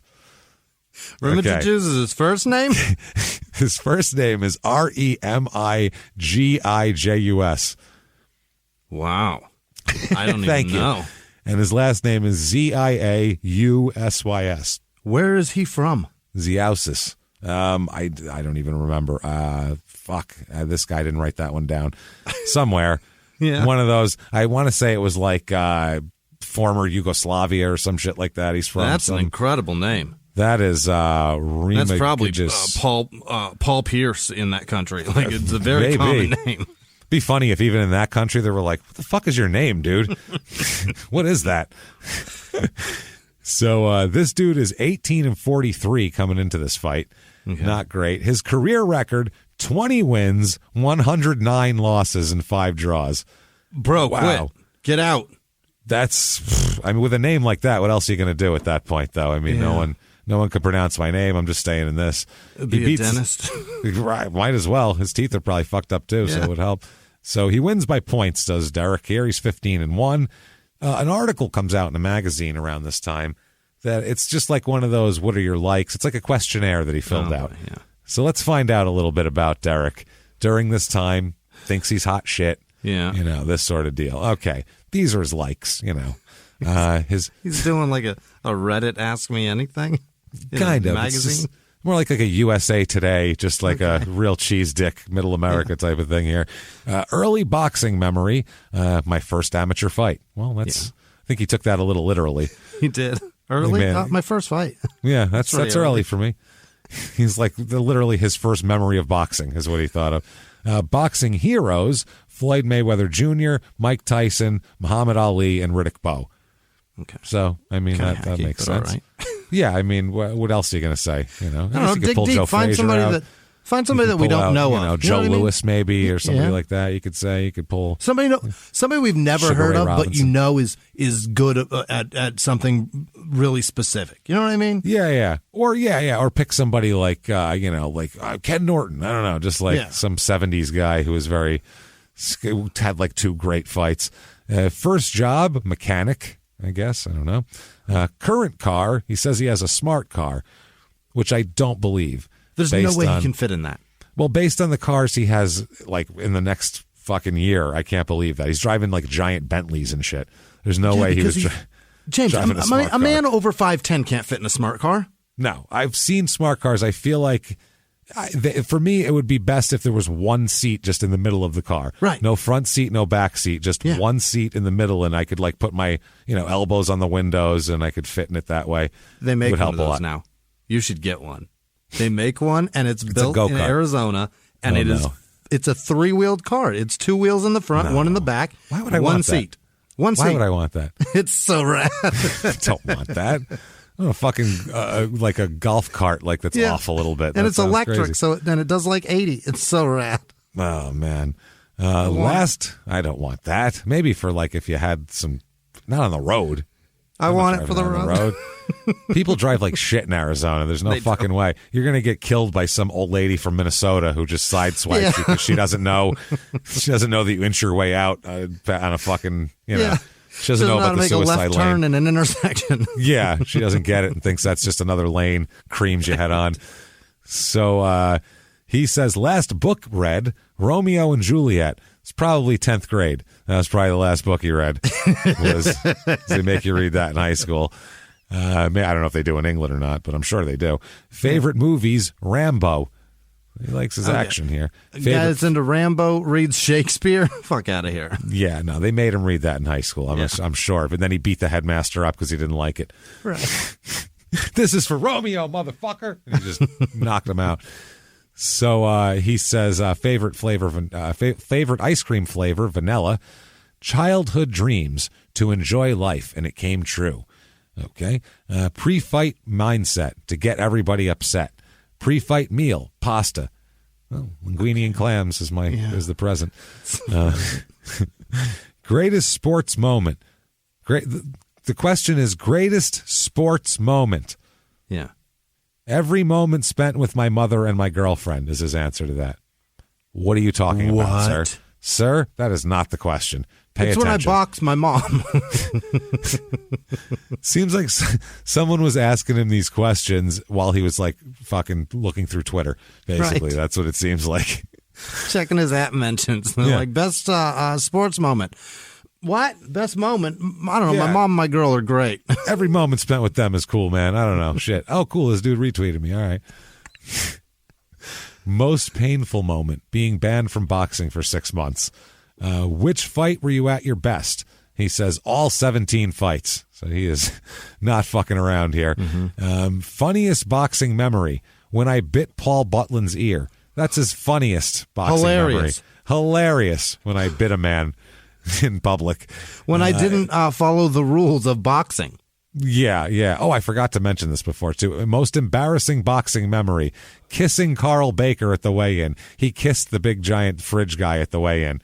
I think he mixed up those two answers. That is certainly the funniest. That's the funniest. And the most embarrassing should be when he bit a man. When he bit a guy's ear. Yeah, he said that's the most embarrassing. No, that's funny. He kissed a big fat guy. That's hilarious. That's hilarious. That's just funny. Strangest fighter opponent, an American guy I fought in 2005. I don't remember his name. So he really doesn't remember people's names. So there you go. Who was the first famous boxer you ever met? None. So I guess he's met none. He still hasn't met a famous boxer. You've met Vladimir Klitschko, I think. He's famous, so there you go. He fought Tyson Fury, for Christ's sake. There you go. There's some fame. Favorite sport outside of boxing? Football, tennis, and cricket, both to watch and practice. Okay. Favorite boxers to watch today? Mayweather and Pacquiao. Funniest boxers you've encountered? Frankie Gavin. And personality qualities you most admire, kindness and respect. Yeah. Like respect for your girlfriend's privacy. Yeah. Right. And then show her some kindness when you find her indiscretions. And don't Not even hers. A dude called her babe. Calm the fuck down. You didn't even find a dick in there. Well, maybe when she got the phone, she was going to be like, don't call me babe, motherfucker. Who the fuck? Right. You don't know what her response is going to be. You don't know who that dude is. You don't know anything. Right. How about don't, but then I don't know, man. Either way, you can't slap people. That's the problem. Yeah. So, especially women. Yeah, anybody, but especially, and yeah, when you're a professional boxer, you really got to watch who you slap around because, sure, you can pretty much beat most people up that are walking around. That's not fair. So just is boxing like for heavyweights, like the way musicians and comedians are, where they'd rather be each other? Do you know what I mean? Like comedians want to play guitar or drums or sing or whatever, and artists want to fucking tell dick jokes. Are boxers like that? Because he loves watching Pacquiao and Mayweather. Yeah, but boxers are like that too. They have interests. Like every sport or entertainment has a thing that they'd rather be. That's it. It's a weird thing. It's just fascinating that he loves those two boxers. Yeah, well, I mean, I get it, though. I mean, at the time, he was favorite boxers to watch today, and that was like 2011. So there was, I guess that's the most the ones that everybody's watching at the time. Yeah, that makes sense here. But if you're a heavyweight boxer, wouldn't you have a favorite heavyweight to watch because you want to beat that guy and be champion? Well, later on, he'll say how bullshit he thinks the lower weight guys are anyway, and how they don't. It's fucking funny. So I don't know what he's talking about. He really goes up and down in his emotions and his thoughts and his positions on things. Whichever the way the wind blows. That day, December 3rd, 2011, he's in Helsinki, Finland. So doing something different. He fights Robert Helenius, who's known as the Nordic Nightmare. Yeah. So there you go. He's 16-0 coming in, though, so not bad. He's still fighting currently now. He's 30-3 currently. So this fight goes all 12, and it's a split decision loss for Chisora here. Oh, no. So he's 15-2, but this fight is bullshit, basically. He wins by split decision, Helenius. Two of the judges scored the fight 115-113, and the third scored it 115-113, but two for Helenius and one for Chisora. But it was debated, and everybody, all the people, the commentators were like, well, that's not right. Chisora won that fight.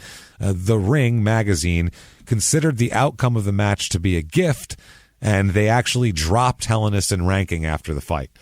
So they said that's no good at all. Everybody basically counted it like Chisora won because they were like, it was a total bullshit decision. He should have won the fight. So the after effects are in Chisora's favor, even though the win and loss column are not. Exactly. And he said he wanted a rematch in a neutral territory because that's what happens with home crowds wherever you are. It's more likely. So his next fight is going to be Klitschko. Not Vladimir, but Vitaly. Okay. He's getting the other Klitschko at this point. So this is a big deal here. Klitschko was 40 at the time, and Chisora was 28. And he said that Chisora doesn't consider that a weakness, though. He said, yeah, he's an old man, but he's a wise man. So, he says, but I'm going to win. I'm going to be world champion. Why? Because I think he'll lose focus. No one has ever really pushed him by getting stuck into him from the start. That's what I'll be doing, like a gladiator, and I'll make him lose his focus. Okay. So he's going to do it, goddammit. He says that when they ask him, wow, that's wild here. They were asking him about the network that was covering it and shit like that, and he said, I don't follow boxing. So Vitaly was there, and he said, it's your biggest mistake. My recommendation from old generation to young generation, study your opponents. Yeah. So even he was like, what are you, fucking stupid, dude? Don't do that. Don't say that. So the weigh-in comes around, and he comes in very strange. He comes in with a bandana around his face like he's trying to prevent COVID, except in 2012. Right. He looks more like he's trying to rob a bank at that point. It's got the Union Jack on it, so he's representing there. He's got that. He steps up to Klitschko. They talk shit in their faces like they happens at weigh-ins. Yep. Pretty common stuff there. They're yapping back and forth. So this continues. They're face-to-face and all that until Chisora pulls back and slaps Klitschko in the face. Oh, no. So, that was pretty silly. He slaps him, and then he says, quote, "I ain't come here to play games. I come here to fight." Which, you just came there to get weighed, actually, right. Not to play games or fight. Don't worry, it's coming. You literally have a contract, and the cameras are all going to be there. So that ended up happening. What you just did was unsanctioned assault, sir. That was just for no reason. He said that the trainer, Don Charles, called the slap unacceptable, and his manager said that it left him in a state of shock. He said no one expected him to do that. And, they also said, quote, "It was unprovoked, and he should have been concentrating on doing that tomorrow night. But it has happened, so now we'll try to move on. You always expect something from Dereck. He's a character, but it's usually just winding people up or something jovial. So for him to get physical or aggressive, unprovoked, is surprising. But I'm sure there's a method to his madness, and we'll find out if it's paid off." Okay. You piss off a giant Russian who knows how to box really well? Is that your strategy? Odd. So at that point, after he slapped him and he said, "I come here to fight," Klitschko looked at the cameras and said, quote, "What can you expect from a guy who hits his girlfriend? I'm glad he has agreed to fight a man again instead." Wow. So talk about the fucking ultimate heckle retort that was. Holy shit. He was, the slap was still in the air, and he's like, "What do you expect from a guy who hits his fucking girlfriend?" Like, it was he didn't have a chance to think about it and, put it out on Instagram later. That was just done. That's wild. So, I guess Chisora's an underdog here, but he says he's going to win.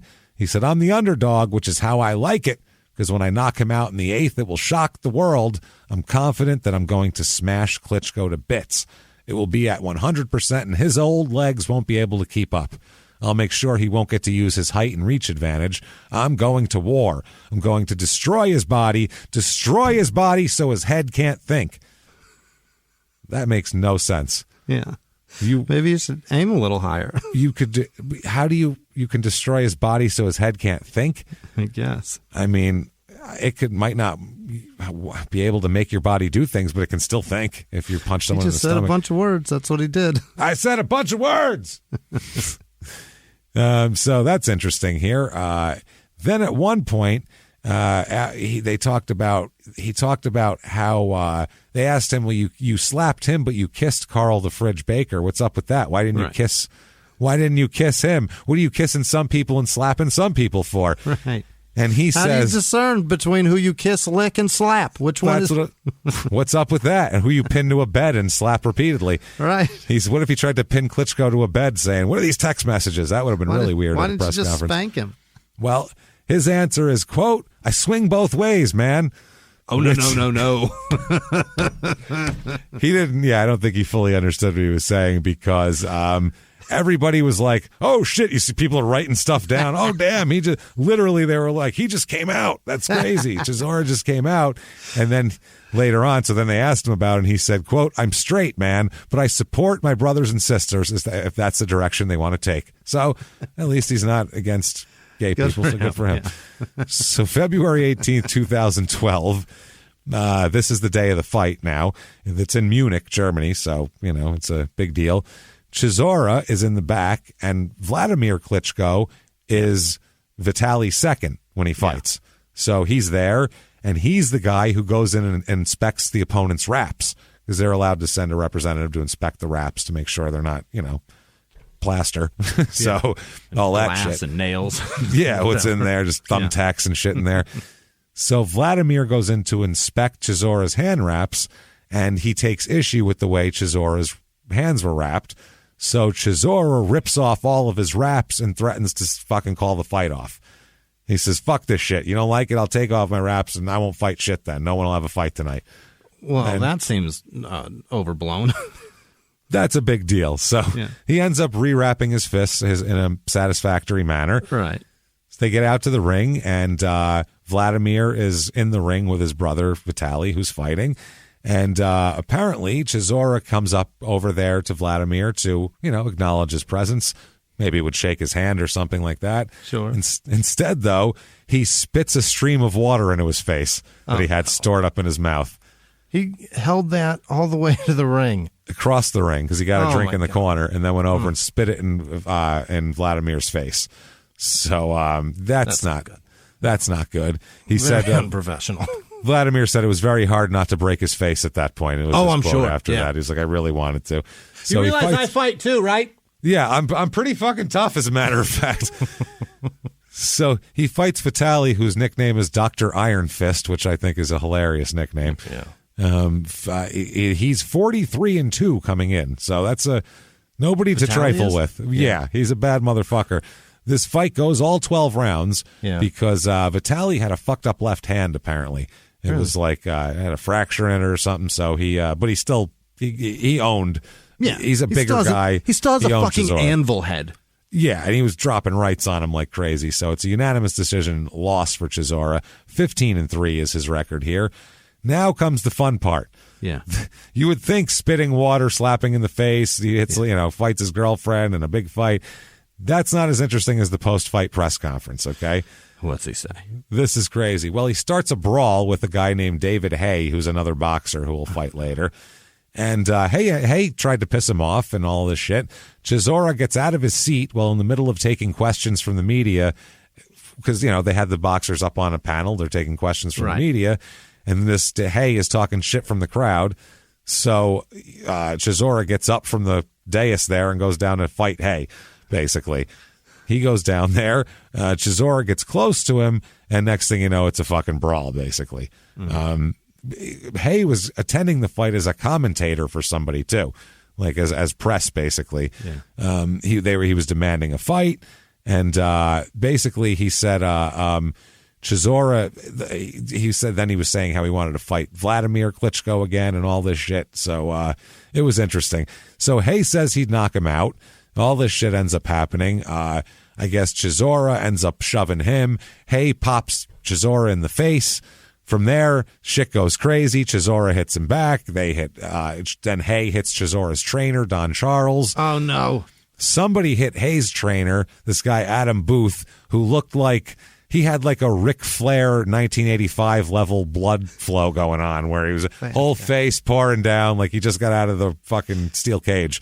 It's crazy. Yeah. It's wild here. So all of this is going on. Hay swings a huge tripod, knocks a light off, and swings a huge tripod at one of Chisora's friends. He's picking up weapons. Oh, absolutely here. So that ends up happening. Shit's flying around everywhere. Then at one point, you hear Chisora over the whole melee say, quote, he glassed me. He's saying he hit him with a glass. Uh-huh. He glassed me, fucking pussy. David Hay, the boxer, I'm going to shoot you. I swear to God, David, I'm going to fucking shoot you. I'm going to shoot you. I'm going to shoot David Hay. I am going to shoot David Hay. He fucking glassed me. So he made sure to say it very clearly so it can't, they might think that I'm going to shoot David Hay. It's got to be specific. He said that multiple times. That's insanity. You can't do that, by the way. That's not okay. Did he glass him, though? They don't know. They don't think so. It didn't seem like it, but he might have. There was shit flying around everywhere. Who knows if he got hit by a glass? Yeah. Somebody. The promoter here called it an embarrassment for British boxing. He said, quote, I would say they're total idiots. So there you go. Chisora taunted Hay about losing his belt to Klitschko, and then that's what started the whole thing, and then it was a goddamn whole fucking melee going on here. So, this is... Chisora had a glass bottle at one point too, but had a security guard wrestled away from him. This is fucking insanity, man. This was a really, Hay was shouting back, you've lost 3 fights in a row. And then after the fight, he said, that's 4 now. So there was that. Yeah. Now, Vitali Klitschko, watching this from the side, was like, whoa, this is crazy. Right. He said, quote, I have respect for Chisora as a fighter, but not as a human being. He said he comes from Great Britain, but he's not a gentleman. I heard him say, "I will shoot you." That is a criminal act. So It sure it's is. like, you can't do that. Wow. His manager, this guy Bernd Bonte, he says, "I have previously only witnessed such scenes among the fans of certain English football clubs. Chisora is really sick." So this is hilarious here. He already got fined £31,500 for slapping Klitschko earlier in the 30,000 pounds. Yeah. Wow. Yeah. £30,000 here. Hay later said, quote, "He needs to check into an anger management clinic before he kills someone," which is not bad advice here. Yeah, says the guy who was just threatened with being shot repeatedly, over and over again. And then his ex-girlfriend, Contracci, who he assaulted, she also thought the same thing. Oh, she agrees. She said she watched it on TV, and she said, quote, "I thought, oh my God, it's coming." She said moments before he attacked David Hay. The way he walked over to him, he had the same look. I can't explain it. He had that same crazy look in his eyes. It was the same as the night he attacked me. So she knows when he's going to snap there, apparently. Now, as he's leaving Munich, he and his trainer, Chisora, and his trainer, Don Charles, are both arrested at the Munich airport. For what? For assaulting and saying he's going to shoot David Hay. Oh, for that. Yeah, they take that shit seriously over there, apparently. So, that little thing that happened. So he does that. They're taken into to questioning. Police are also urging David Hay to turn himself in so they can get further detail. They said they missed him at the hotel and they can't find David Hay, basically. So he ends up being released, Chisora is, after 7 hours of questioning by police. A black van carried him from there, brought him back to the hotel. They said he still faces a charge of simple assault, but he'll be allowed to return back to England for now. So, he's gone here. That's obviously, he said he was surprised, and it's like, what are you surprised about? You're in a foreign country threatening to shoot people. You can't do that. Yeah, you're threatening acts of violence that are beyond just fighting. You're bringing gunplay into a boxing match now. Fucking nuts, man. Yeah. So he's actually ordered to go to anger management after the slap by the boxing council there. He has to go to 250 pound an hour anger management sessions for this. That's fucking steep. That's a lot. Those are expensive. So July 14th, I guess that's a big job, though, to get this guy to not want to be violent, because I feel like to manage that guy's anger has got to. It's a big job, man. Yeah, it's a lot. Heavy duty stuff. Yeah, you got to really put your dishwashing gloves on and get in there. You know, This isn't a job for the fine touch. You need no, sir. No. July 14th, 2012, he fights David the Haymaker Hay, the guy who he fought. He's in. Yeah, he's in. He's fighting. Hay is 25-2 coming in. Okay. So. He's no joke. That makes sense. He's no joke, this guy. He's 28-4 total for his career. This fight, it's a real brawl, man. He lands some big shots on Hay and back and forth, and then the ref ends up calling it in the 5th round. I believe Chisora got up, but the ref waved it off anyway. So it's a TKO loss for Chisora, 15-4. So that's that here. He was banned from boxing, actually, in Britain because of the brawl, but he gets licensed through another country to fight the Hay fight, which is crazy. They let him do that. So then he gets reinstated to the British Boxing Board of Control reissued his boxing license in 2013. He said, "I'm glad that this whole episode is finally behind me and I can carry on with my boxing career in my own country and with a British Boxing Board Control license." So there you go. He said his next fight against Hector Alfredo Avila he said he's going to dedicate it to the late former Prime Minister Margaret Thatcher. Why? What? Who the fuck knows? That's the oddest. I'm such a big fan of hers. No idea. That would be like Floyd Mayweather's next fight. He's like, "I'm dedicating this fight to Nancy Reagan." Right. What's up? People be like, "What the fuck are you talking about? Why?" What? Somebody read me her book, and it was great. What? For real? Very strange. So, okay. I mean, sure. Hilarious. Well, to honor Margaret Thatcher, he beats the shit out of Hector Alfredo Avila, who was 20-12 coming in. This is a TKO in the 9th round, 16-4 for Chisora. Next, he fights, this is 2013, he fights Malik King Scott, who was 35-0-1 coming into this fight. Wow. So that's it's impressive. Fuck. Watch out for that guy. But Chisora, TKO win in the 6th round. Hands him his first loss. Not too shabby. 17-4 now. Next up, September 21st, 2013. This is for the vacant European title. Oh, so it's a vacant title. This is at the Copper Box Arena in Queen Elizabeth Olympic Park in Hackneywick, which... That's very specific. That's a lot of words. Wow, that's the most British sounding thing I've ever seen. Copper Box Arena, Queen Elizabeth Olympic Park in Hackneywick. That is there crazy. Another Copper Box Park somewhere? Apparently. They're all over the place, I guess. Got a lot of copper boxes? Copper Box Arena is all over the place. You got to specify that it's Hackneywick. Right. Otherwise, who's going to know? In Queen Elizabeth. Queen Elizabeth Olympic Park. Right. So, shit. He fights Edmund Gerber. It's a terrible name. Yeah. Edmund with a U. Edmund Gerber. It's a bad name. Jesus. Edmund isn't. Oh, it's so terrible. And then Gerber is not a. Yeah. Those two together are just bad together. At least one of your names can be a refuge. That's neither. That's bad. He's 23-1 coming in though, so he's nasty. TKO win in the fifth round for Chisora. So not bad at all. 18-4. Next fight is also in Hackneywick. This is for the WBA international title and the WBO international title. Okay. So he's going for belts here. He fights Andre, I guess it's Dre, Ondrej. I think that's Andre, right? Andre, right? Yeah, I think so. Andre Pala, who's 32-3 coming in. He's been fighting some real fucking bad dudes Good here. Fighters, yeah.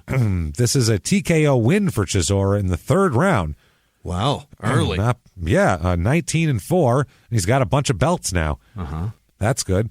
Next up, he fights Kingpin Kevin Johnson, who's 29-4. This is a unanimous decision win in the 12th round for Chisora. April 2014, he has his driver's license suspended for having no insurance. So happens here too. Why do all these rich athletes not have fucking car insurance?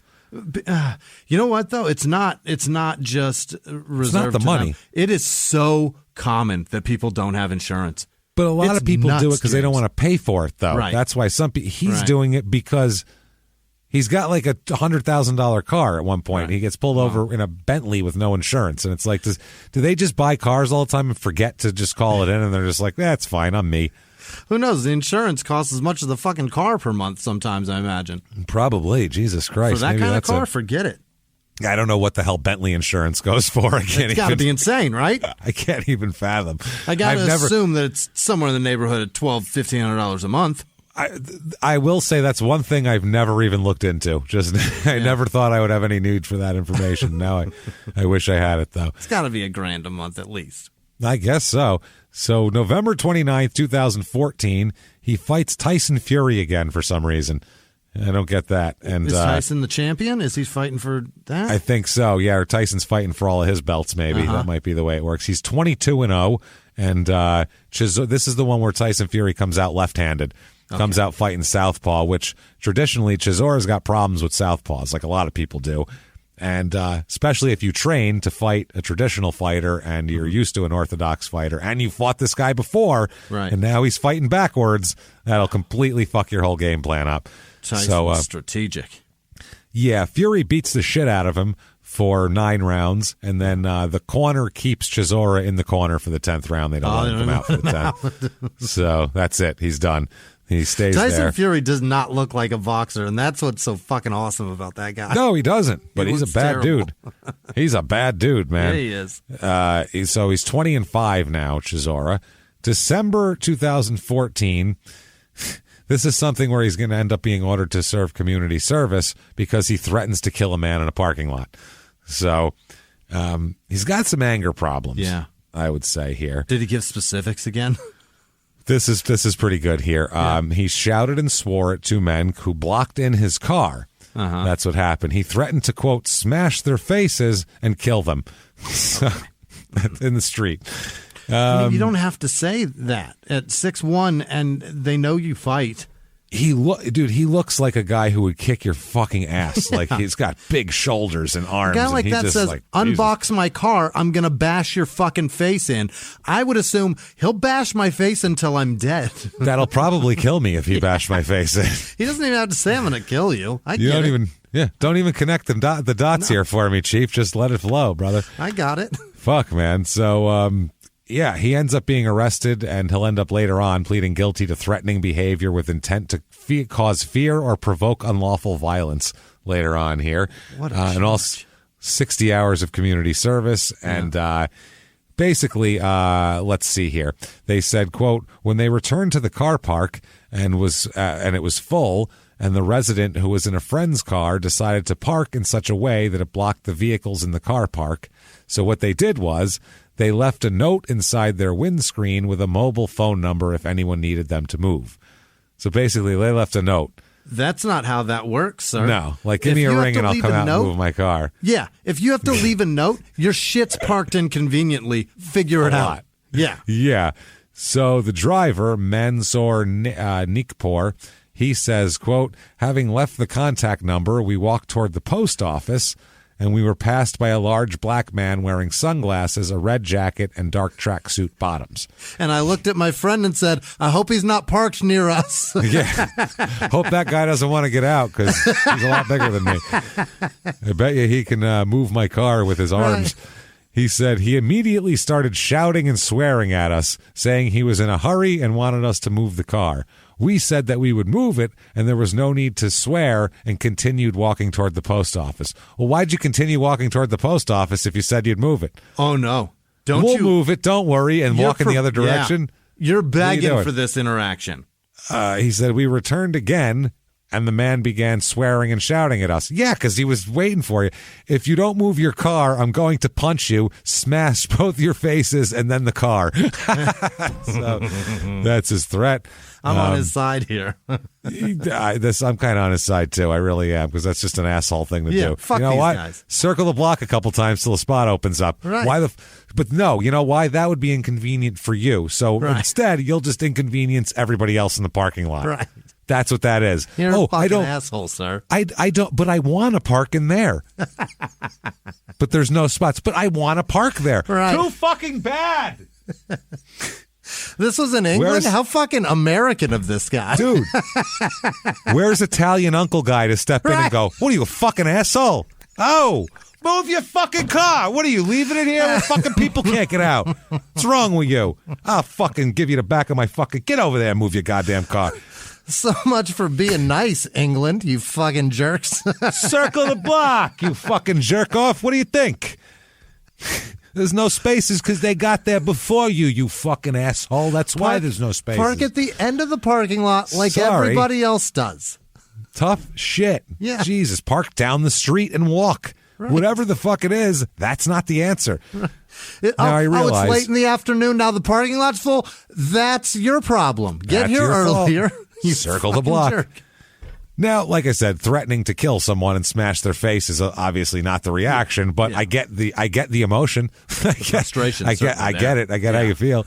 So they said that they went in and blah blah blah, continued to swear, and then we went into the building because of his aggressive behavior.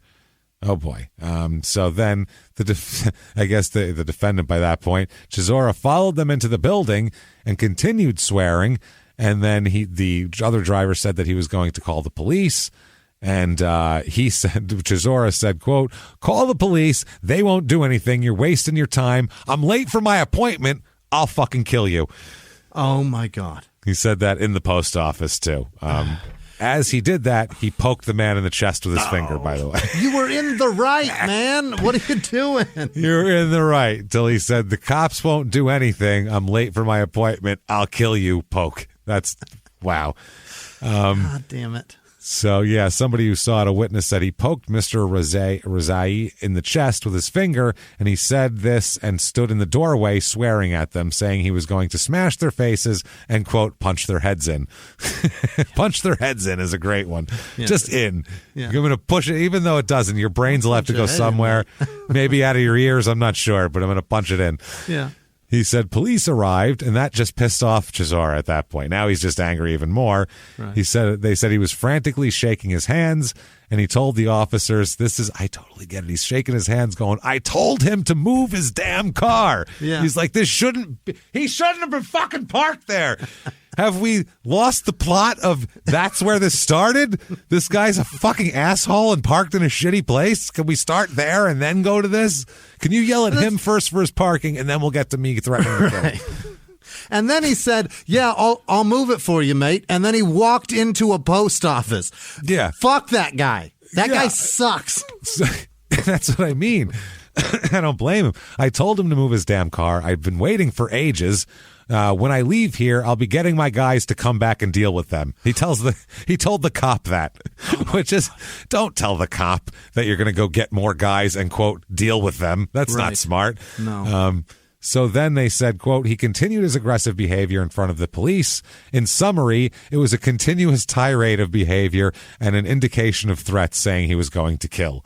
So he must also pay $100 compensation to each victim also. Oh, boy. And that'll fix it, I'm sure. And, wow, what the fuck? His lawyer said, quote, he's made no bones about it, and he has pleaded guilty. This series of events began through no fault of the defendant, but he accepts that his behavior is unacceptable. You know what? That's the most fair thing anyone said.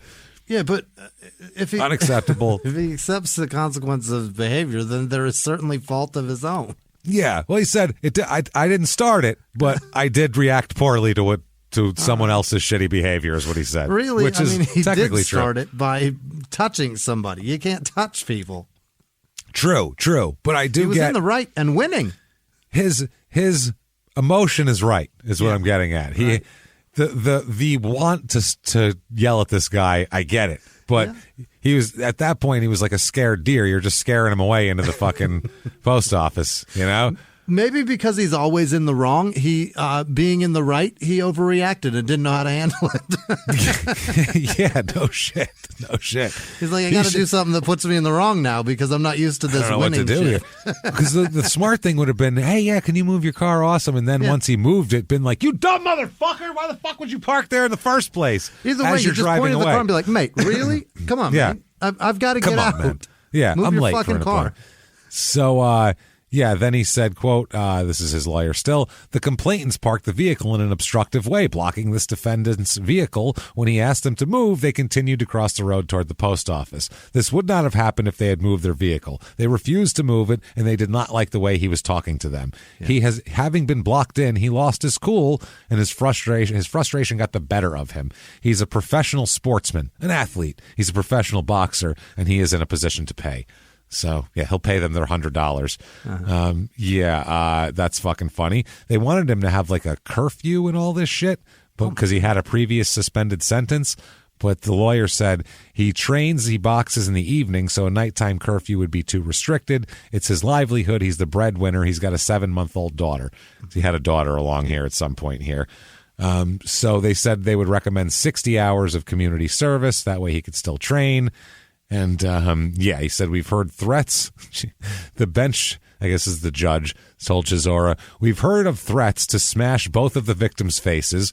You poked one of them in the chest, made threats to kill both of them, followed them to the address, and continued to make threats to smash their faces, and continued when police arrived.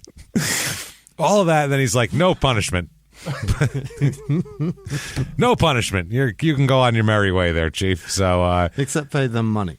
Except give them $100 for that. There you go, for threatening their lives. So, I mean, he's lucky to get out of that one. You know what I mean? And, like, he's really had some fucking problems. And he goes into a restaurant after this just to, have a meal with his friends. And he's sitting there and he orders a salad because he's trying to stay trim at this point because he's got like he's got different parts of regimen where he's trying to gain and lose weight and things like that. So he needs a lot of greens and shit like that. He gets a salad, and it's a spring mix. Oh, no. and he fucking loses his mind because, goddamn it, he ordered arugula. And the restaurant thinks he's crazy, except for one man who steps to his defense. Yeah. It's Adam, the arugula connoisseur, Pac-Man Jones, who steps in, and he says, he's got no music, so he just says, how is it you've come to arrive here, sir? Because, no, I don't understand why you're here, because you've, in my mind, done nothing out of the ordinary, nothing untoward, I would say. These gentlemen, they park their car, blocking you into a post office. Of course, you're motivating them simply. In my mind, you're protecting them from other people who could potentially be more violent from being blocked in. Right. You know you're under control. You're not going to hurt the man. You're just saying this as a motivate. This is what a more unhinged man might tell you to do. And so you say, I'm not going to do that. So it's understandable. I understand where you're coming from there. It's misunderstandings. And then your girlfriend, you are simply, you have bad aim when you try to high five her from having a new friend. You said, high five, yay, new friend for you. And you're bad at it. That's easily explained to the courts. I don't understand. Hit her in the thigh and the butt and everywhere but her hand. This is ridiculous. It's so silly. I mean, I was aiming. It's bad. My hand was open. Was it not? I mean, it's a high five maneuver, clearly. And then on top of that, there has been at the post fight that was not your fault. I saw it. I said this man was provoked. Yeah, he was provoked. He was simply trying to help a man get more followers on social media and up the awareness of what he was doing. It was a helpful maneuver, and I just want to shake your hand, sir. Thank you, Mr. Chisora. And then poof, in a puff of arugula leaves, all falling down on a nice salad onto Dereck's plate. Adam's gone. Yeah. Dereck tried to take a swing at him. He did threaten to kill him, but Pac-Man's too quick for him, and he's out of there. So I don't understand what's happening right now. So July 24, 2015, he fights Beka Lobajinze. Oof, boy, that's a tough one. Yeah. 7-3 is Beka. This fight lasts 29 seconds as Dereck KOs him with an overhand right. Wow. God damn, he was pissed about that fucking post office thing. Yeah. He took it out on this guy. He didn't let him have it. The guy didn't understand when he was screaming, "How dare you block my fucking car in," as he was hitting him. He's like, "I didn't even drive here tonight. What the fuck you mean?" Told you I was going to punch your head in, son. Jesus Christ. 2015, September 26th, he fights Marcelo Nascimento. 17-10 Marcelo is 18-20 for his career. He wins by points, does Chisora, 22-5. November 2015, he is stopped by police driving a $120,000 black Bentley Continental Sport Super. Wow.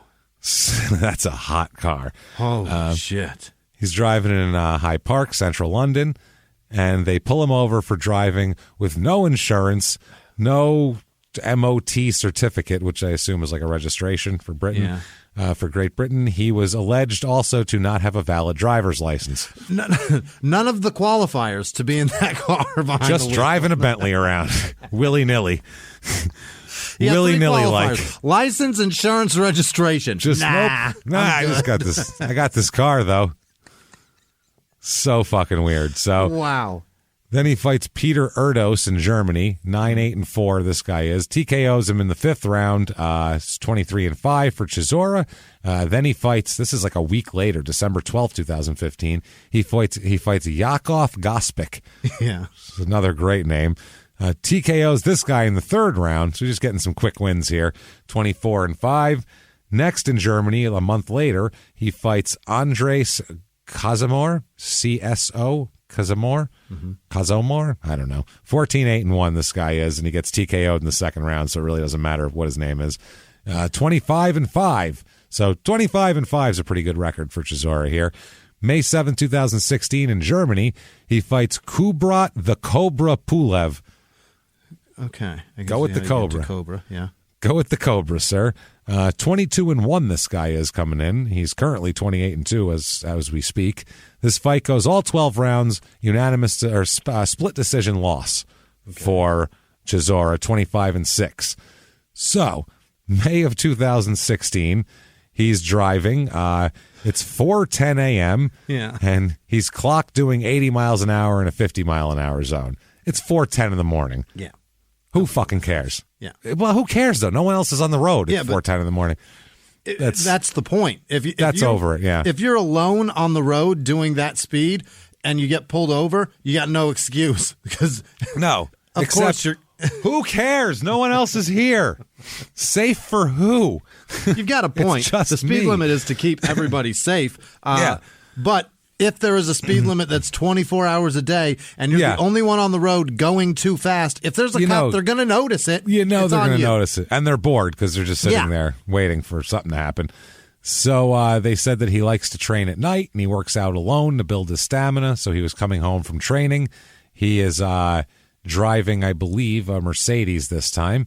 They said he likes to train very early in the morning because if he does it that way, he finds it builds up his stamina. Okay, great. Okay. His lawyer said photographs of the road show there was absolutely no one else there whatsoever. So they opted against giving him a 6-month license suspension, and instead he gets a 56-day suspension, and that's that, and a $660 fine. Okay. So big deal. He's got some driving problems. Yeah. September 10th, 2016, he fights Drazen Janjanin. Yeah. His name is Janjanin. 13-7 coming in. He KOs Janjanin with a body blow in the second round. Oh, God. The guy got up, but the ref waved it off. Can you imagine how hard you have to be hitting the body to fucking be KO'd? That's what I mean. You got to really get leveled, break your ribs. Makes my stomach hurt. So September 2016 is court for his Bentley problem. Mm-hmm. He blames it on a paperwork mix-up. Yeah. He said, this is ridiculous. He said that he blamed the insurance broker. He said he failed to arrange the coverage. That's the problem. And I do have a driver's license. It's just not a British one. It's a Zimbabwean license. You've lived here for 20 years. Get a fucking British license. You lived here. Man. You moved here before you drove. Right. You know, like... Why do you have a Zimbabwean? I don't know. So he's finally, this conviction of all this ends up being overturned because the court says that he believed his broker had arranged for paperwork. So they let him off on it. It's a whole big deal where he says he had his brother-in-law on the policy at the time as well. He said because he drives the car too. Mm. And he said, I remember paying for 2 drivers, him and myself. And he said, as an athlete, he helps me with the admin and anything, and he was there with me to help me buy the car. He said, I get Jay to deal with my admin, and he dealt with the insurance. I pay him as an employee, but I don't see it like that. And he said he believed that he had insurance because the money went out of his bank account. He said, when I paid for 2 drivers, the money went out, and I figured it was insured. I thought it was fine. And, he said, I was very upset because I didn't have my car for 6 months and I had to pay the full amount for my car. I had to pay £120,000. So he had to pay for his car. That's fine. He said that he found reading documents very hard due to being educated in Zimbabwe and, punching his headmaster and shit like that and not doing well academically. He said that he gets his lawyers to deal with contracts, and he gets Jay and others that he trusts to do his other paperwork. That's not a good thing either, by the way. No Dexter Manley here. We need to fucking... Right. If someone's making this big money and shit, they need to know how to read their own fucking documents so people don't fuck them over. Exactly. Like, that's and not point even one. Not even just because you can read it yourself, because there are plenty of people that can read that also get taken advantage of, Dane Cook. Tons of people have lost millions because they trust dummies and family. Yeah. Give family the opportunity to take care of your shit. See how far that gets you. And that's the thing, too. Chisora, he can't read, but he's far from fucking stupid. That's the thing. Like, I've seen interviews with him and shit. He is not a dumb guy at all. He just, wasn't educated very well, which is fine. I can relate to that, but he's not very stupid, at all.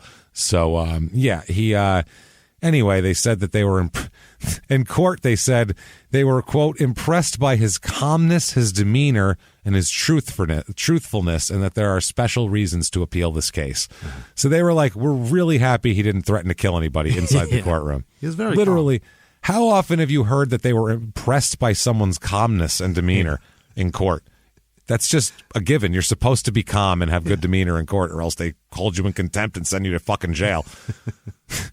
Fucking ridiculous. So they said, from all that, we don't feel it would be appropriate to proportionate for any points to be awarded. So basically, you can keep your license. Mm-hmm. Then he has a problem with his fiance and his dog. Oh, boy. Okay. His fiance is involved with a fight with her neighbors after her pet dog was mauled to death by Alsatians belonging to a neighbor. What are those? Now, I looked, I said Alsatians. What? I hope that's a dog. So I looked it up. Like a lizard. There's two different types of, two different definitions for Alsatian. A native or inhabitant of Alsace. I'm like, did people tear apart her dogs? Oh, my God. Did they have Alsatians? That's fucked up. Or at that point, there's definition 2 is breed of large shepherd dog used in police work. So I believe that's probably the kind. Yeah. Looks like a German shepherd from what I saw looking it up. They have a Pomeranian apparently. Yeah, not a match for it. No, his fiance Emily Ehringer said that her family's small Pomeranian Chewy escaped through a hole in the fence. But she was. I was going to say that became very ironic, that name, very quickly. Very literal name right there. Oof. Crawled through a hole in the fence into the grounds of Lawrence Kirshnell's home in Hampstead. By the way, his home is a Tudor mansion that was used as the home of Cruella de Vil in the film 101 Dalmatians. Hilarious. So that's how British this guy is. It's literally Cruella de Vil's house. That's what he lives in, fucking Cruella de Vil's house, and his dogs eat other dogs. This is fucked up, man. This is so goddamn weird. A house that a lady lived in a movie about dogs. Their dogs ate your dog. Their dogs ate your dog. Dude, is this crazy? This is amazing. Wow. So, and it's funny because you're in the villain's house, too, which is just perfect. Despite Chewy getting a blood transfusion and emergency surgery. What? For a 7-pound dog there. I don't know how you'd even, that just tiny little instruments. That'd be really difficult to do, I would think. It's tiny. That's crazy. The dog ends up dying anyway. Yeah. Here. So, they're going to get married soon, apparently. That's how that's going to work. She claims that Chewy was attacked by the Alsatians, but the neighbor here, the Cruella de Vil guy, he said, don't blame my dogs. Yeah. It's not their fault. He said the Pomeranian may have died after his pets rolled on it as they played. He said, quote, I have CCTV, closed circuit TV footage, which shows clearly that Chewy ran into my garden and that the dogs were all playing together. You cannot see any biting, just dogs playing. The puncture wound could have come from the fence or the brambles.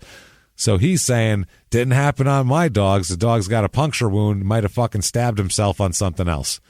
My dogs and him were getting along. Now you're stretching, sir. Come on, Chief.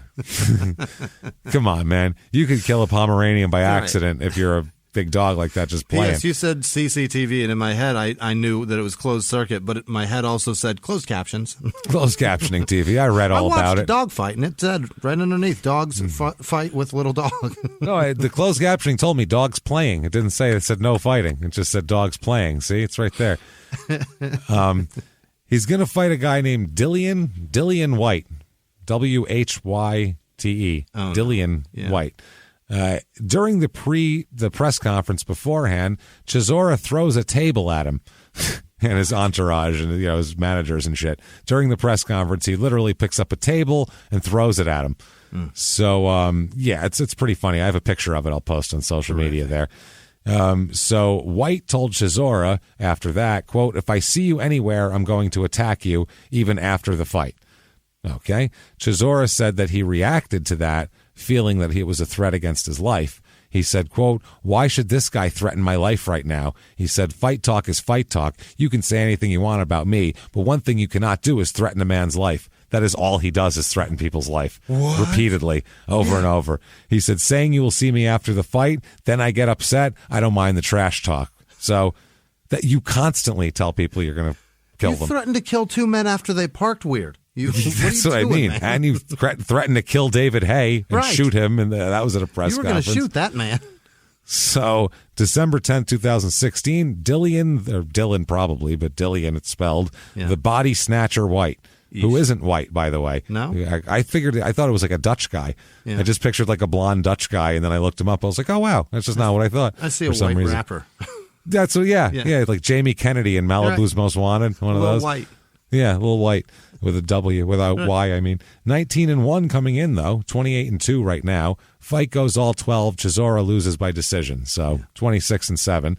June 2017, there's a fight outside of a nightclub, and he tells everyone that he's not involved in it, basically.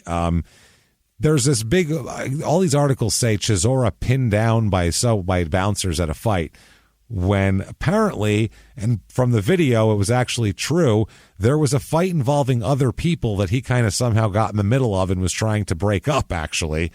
And somehow he got in the middle and he tripped over and fell over and people fell on top of him and there was a giant melee. So it was one of those deals. But he ends up being charged in it because of his history. They figured he must have threatened to kill somebody. Yeah. And he was in the middle of a physical altercation. Right. So. Also, he was there, which is crazy. And nobody else there's a professional fighter. So that's the other thing. So he says... He's 35 in a fucking nightclub. Anything that happens is kind of on you, mister. Yeah, you know better at this point in your older age life.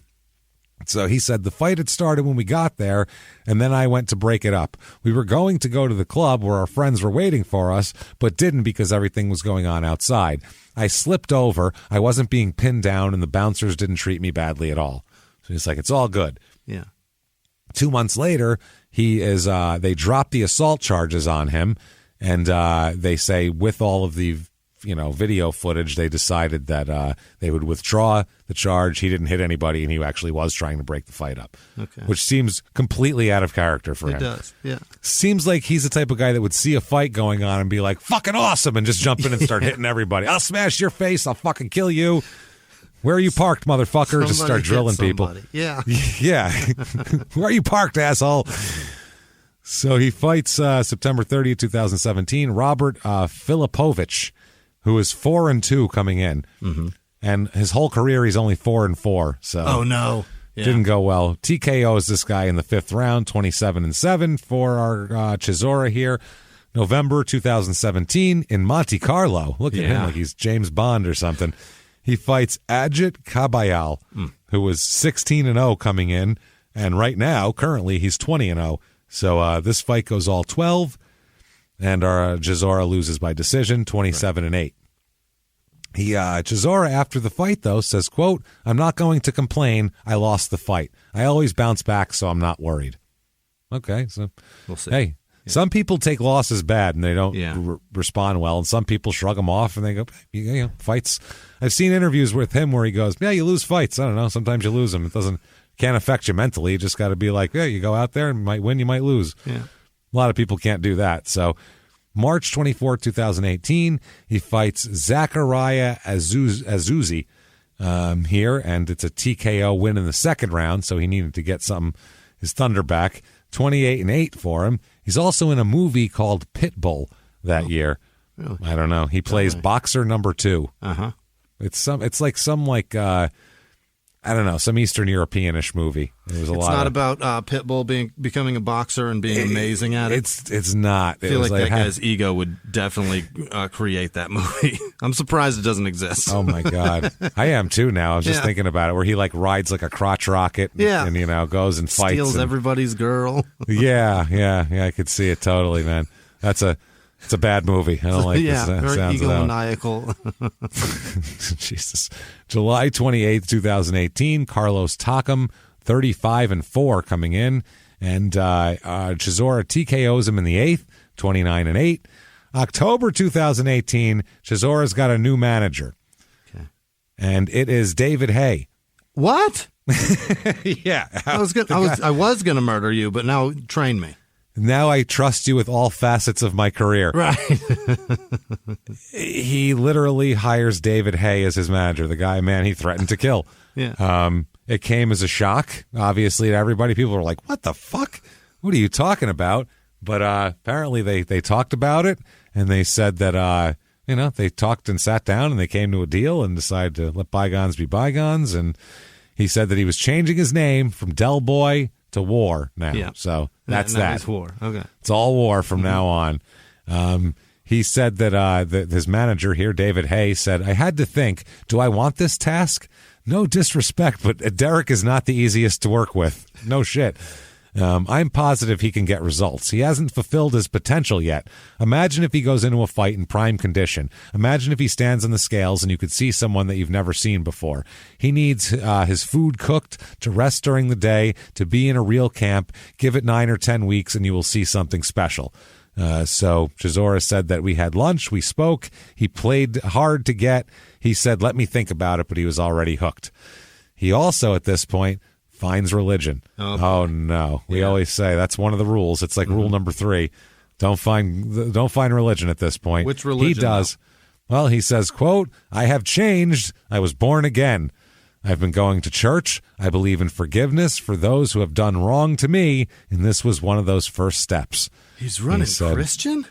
He's a Christian, I guess. He said that about David Hay, we had our issues, but we solved them. After that, there was nothing else. We teamed up, and it's gone well. I am born again.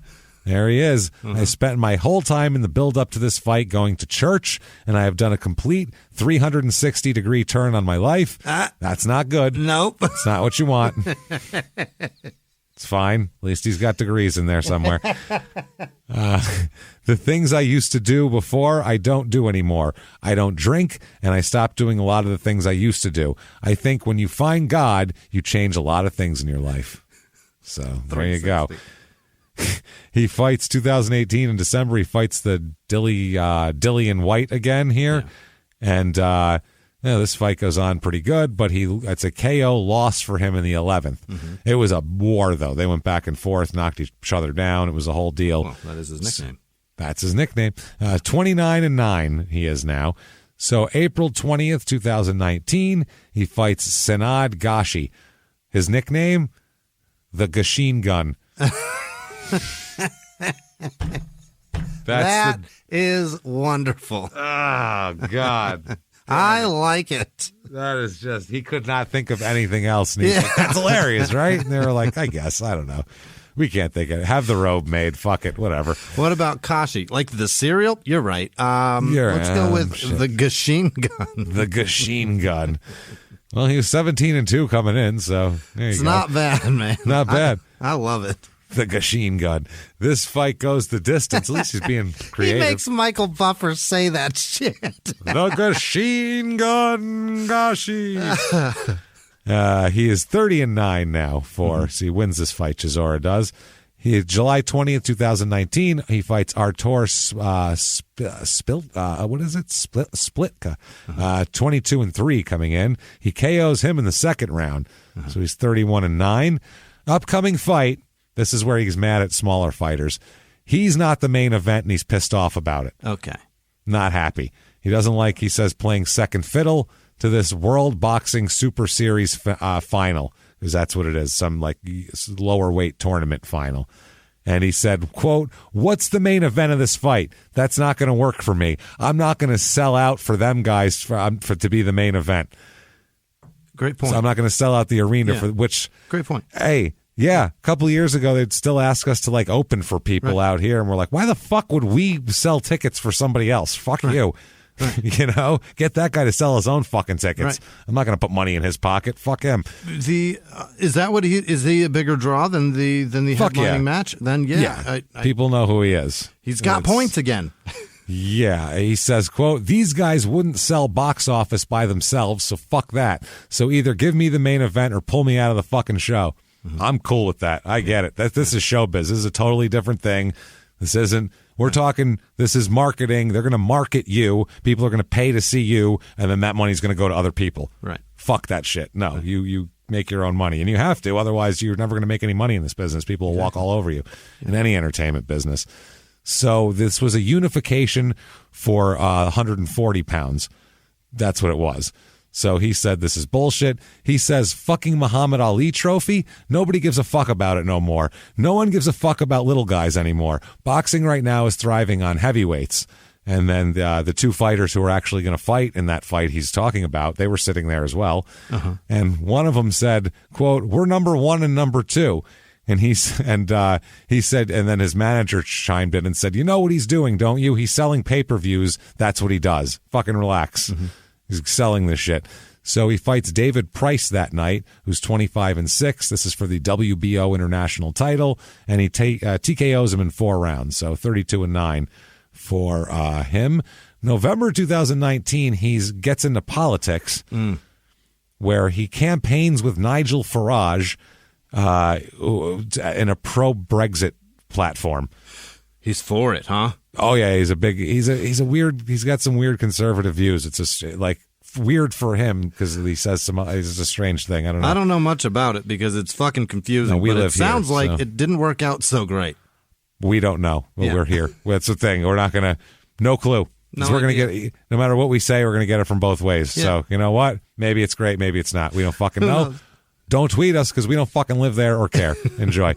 So, there you go. So, he said he was, quote, ready to go to war with Farage. Not go to war against him, but on his side. March 2020, he's got some hard COVID opinions as well. Oh, no. Oh, boy. He's going all controversial all the time, huh? Yeah, he needs whatever the controversial thing is, he'll say it because he's just trying to drum up business, basically. Yeah. It's, people want, it's like wrestling. He'll be the bad guy. Pay to watch me get my ass kicked. Great. Either way, you're paying and I make money. That's what does he say, James?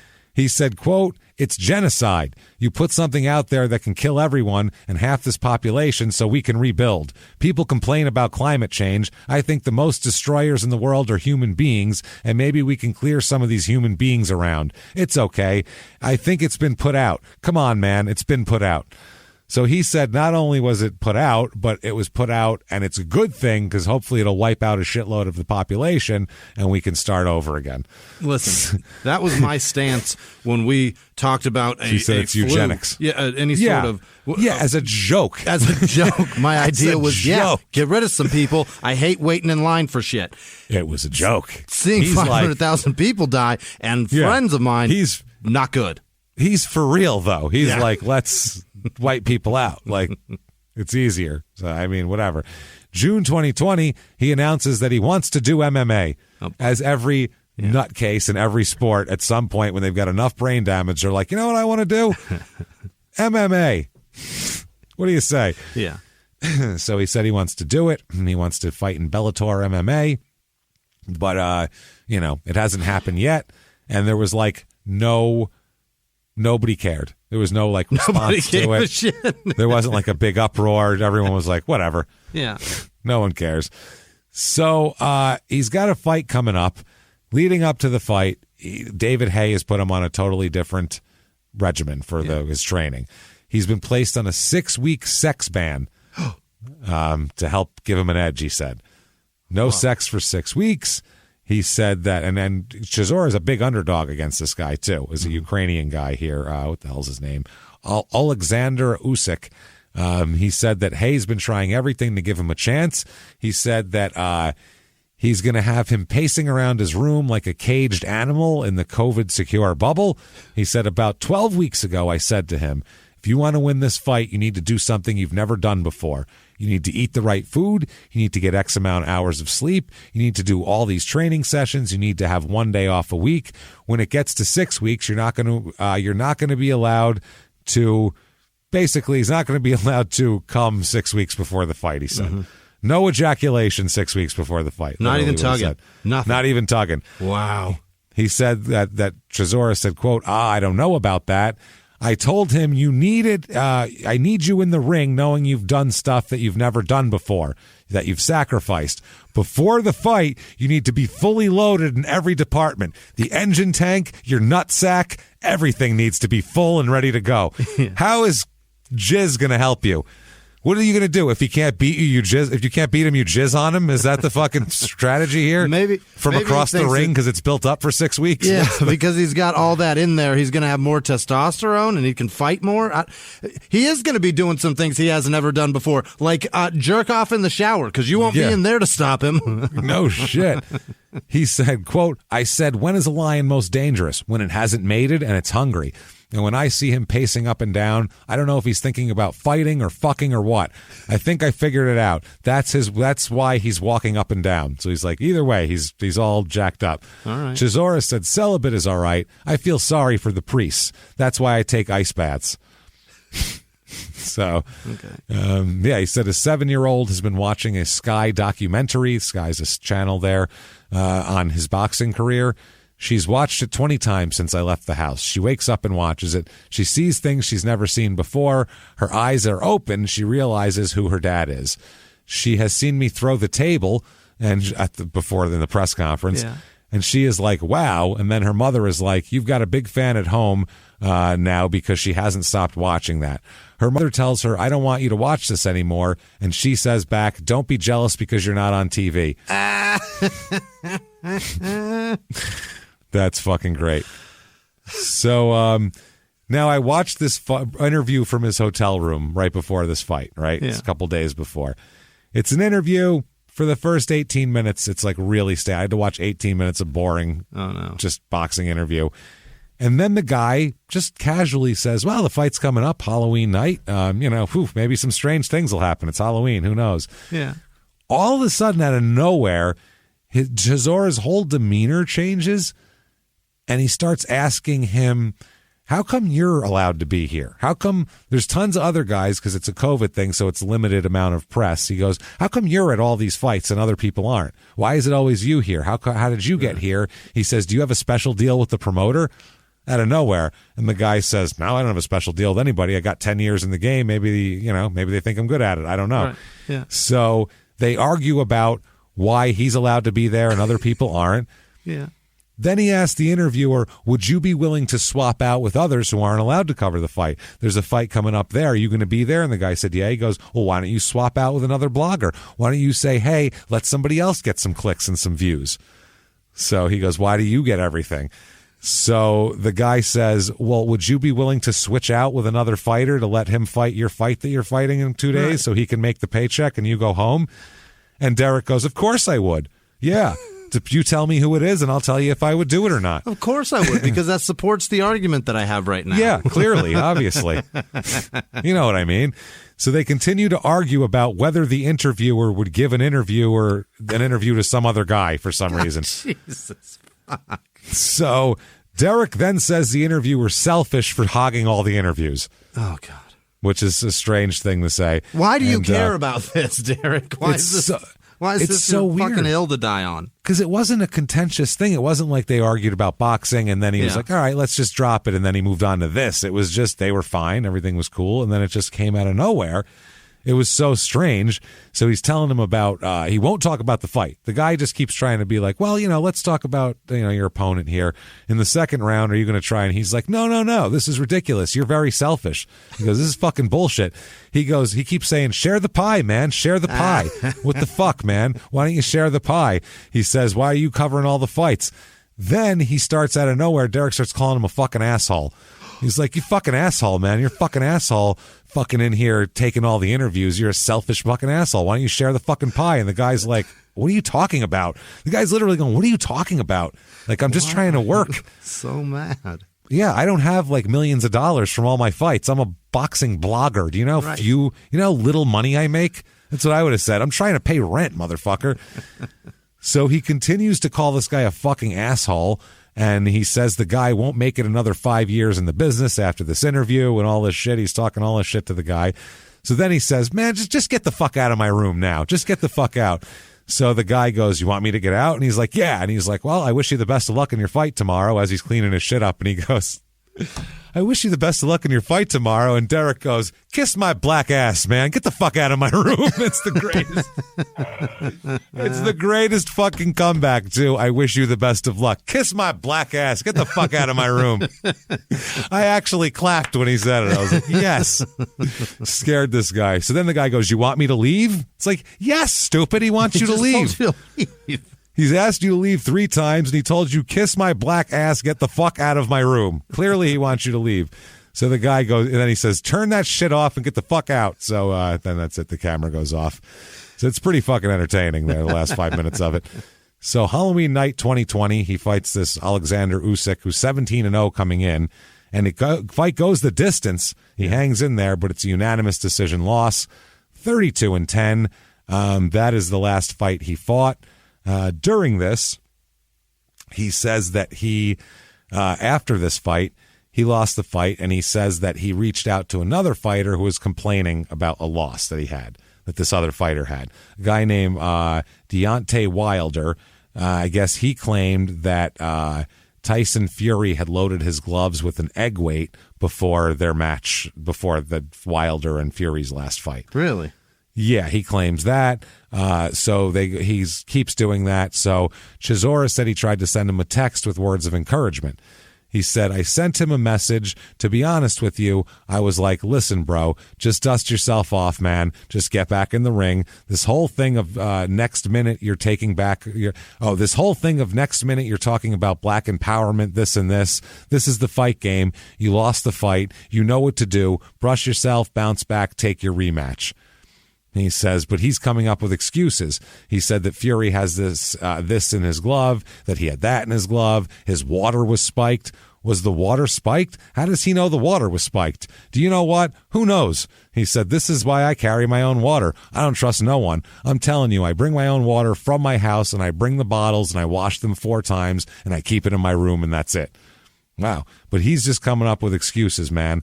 Bro, just take the fight. Just take the fight. You got beat. Everybody loses a fight. Just come back. He keeps crying about this nonsense, and I don't know why. So because it sucks to lose. It does suck to lose. I will give this guy Chisora a thing. When he loses, he's like, well, I lost. Fuck it. So, but yeah, this guy's complaining. And so can't get enough of Dereck Chisora. Yeah. Well, you can see him fight on May 1st coming up. He's fighting Joseph Parker, who's 28-2. Oh. And Chisora says, quote, I'm ready to rock and roll. Let's get the lawyers in. I'm ready for the 1st of May. I'm ready for a great fight with you, and I'm ready for you to entertain us. Let's make it happen. He's ready to go. He's ready to get the lawyers in. It's like a precursor to the follow-up of this episode. Oh, yeah, no shit. Let's get the lawyers in. And also, if you can't, watching him isn't enough, you can rent him. Book Dereck Chisora at mn2s.com. It says, quote, should you need someone to offer an insight into the high-pressure world of professional sport, answer your behind-the-scenes questions about boxing, or generally add an air of sporting celebrity to your event, or have somebody throw a table at you or threaten to kill your guests, is left out, Dereck Chisora should be your first port of call. We have a team of dedicated agents waiting to help guide you through the process, so call one of them up right now. And his agent's name is Sharon Akalbis, and her number is 305-667-3594 in case you'd like to book him, or you can just fill out the online form and get Dereck over to throw a table at one of your close friends. They don't give any price? No price on there. I tried to find the price, but you had to send the inquiry first. Yeah. MN2S? MN2S.com. That's real close to MN2Us, like renting men website. That's men to us. Frightening. If it was men to you, it would be like, oh boy, they're renting dudes. Don't misspell that. They're renting people, and that's not good. So I'm on mentous.com, and I can't find him. Super. What the fuck, man? Where's he at? But there is a sweet little otter 2 blocks away. Oh, man. Sweet. Power, too. This is great. Power otter. So... That's Dereck Chisora. He swings both ways. Let it be known, everybody. That is Dereck Chisora. Brain-damaged sports never disappoint for crazy people. Yeah. And this week is no different, I'll tell you what. And if you liked it, you know what you can do. Get on Apple Podcasts. Give us 5 stars. It helps immensely. We don't know why. Drives you up the charts. It really does help. Or, you can do things like head over to shutupandgivememurder.com, where you can get everything crime and sports and small-town murder, including tickets to the May 6th live show, virtual live show. Come in there. Anybody in the world can purchase these. You can see the show, and it'll be available for 3 days after that. It's a Thursday night, May the 6th. We're going to do somebody pretty famous. I haven't announced who it is yet, but we'll figure it out, and we will announce who it is first. But no matter who it is, live crime and sports is insane. All the pictures, it's a lot of jokes and a lot of fun. Boy, I can't wait. Telling you, and don't make us look like assholes, please. We begged for it. They wanted us to do Small Town Murder again, and we said, no, we owe the Crime and Sports people to do a show. They've asked us to do it over and over again, so please don't be like, nah, never mind. Buy the goddamn tickets. Don't make dicks out of us. Jerks. Yes, we tried our best to give you what you wanted, so hopefully you want it, and by giving you what you want, you have to pay money, and we realize that, so it's not giving you really, but you can buy what you want anyway. Before, it wasn't even available. So thank you so much. Do that. ShutUpAndGiveMeMurder.com. Also, you can follow us on social media, and you can find out all about things like live shows and stuff. We are at Crime and Sports on Twitter and Facebook, at Small Town Murder on Instagram. So you can do all of that. Also, you want to follow us on Patreon. That's big. You want to be a Patreon subscriber because you get the bonus stuff, and that stuff is golden. Right. Some of these episodes, I mean, they're so good. Like Marv Albert this week, the past week, the ones we just put up that you'll have access to, along with all the other stuff. We did Marv Albert and his rock hard cock and toupee combination, along with white panties and garter belts and hotel concierges and all sorts of weird shit he was into. Lazy man of finding a sex accomplice for the evening. Oh, accomplice, victim, for Christ's sake. Yeah. He's just, at one point, prying someone mouth open and trying to put his dick in it. He's a bad man at the time. So Marv Albert, there's one. And then we did another bad man, a much worse man, actually, Richard Ramirez, the Night Stalker. And we talked about the documentary on Netflix this week, and it is wild stuff. So those are two really good episodes. Find out what Richard Ramirez's name should have been, his nickname. There's the BTK killer. Find out what letters he would have filled in, because we have a new name for him, and you can only find out on Patreon, patreon.com/crime and sports. Find out the name Richard Ramirez earned there. And also you'll get a shout out from Jimmie, which we'll do at the end here in a few minutes. And you will be a producer. Jimmie will mispronounce your name horribly, but it'll be fun for some reason because he's trying very hard. So that makes it okay in my book. So check that out. Yeah, check that out. Do that.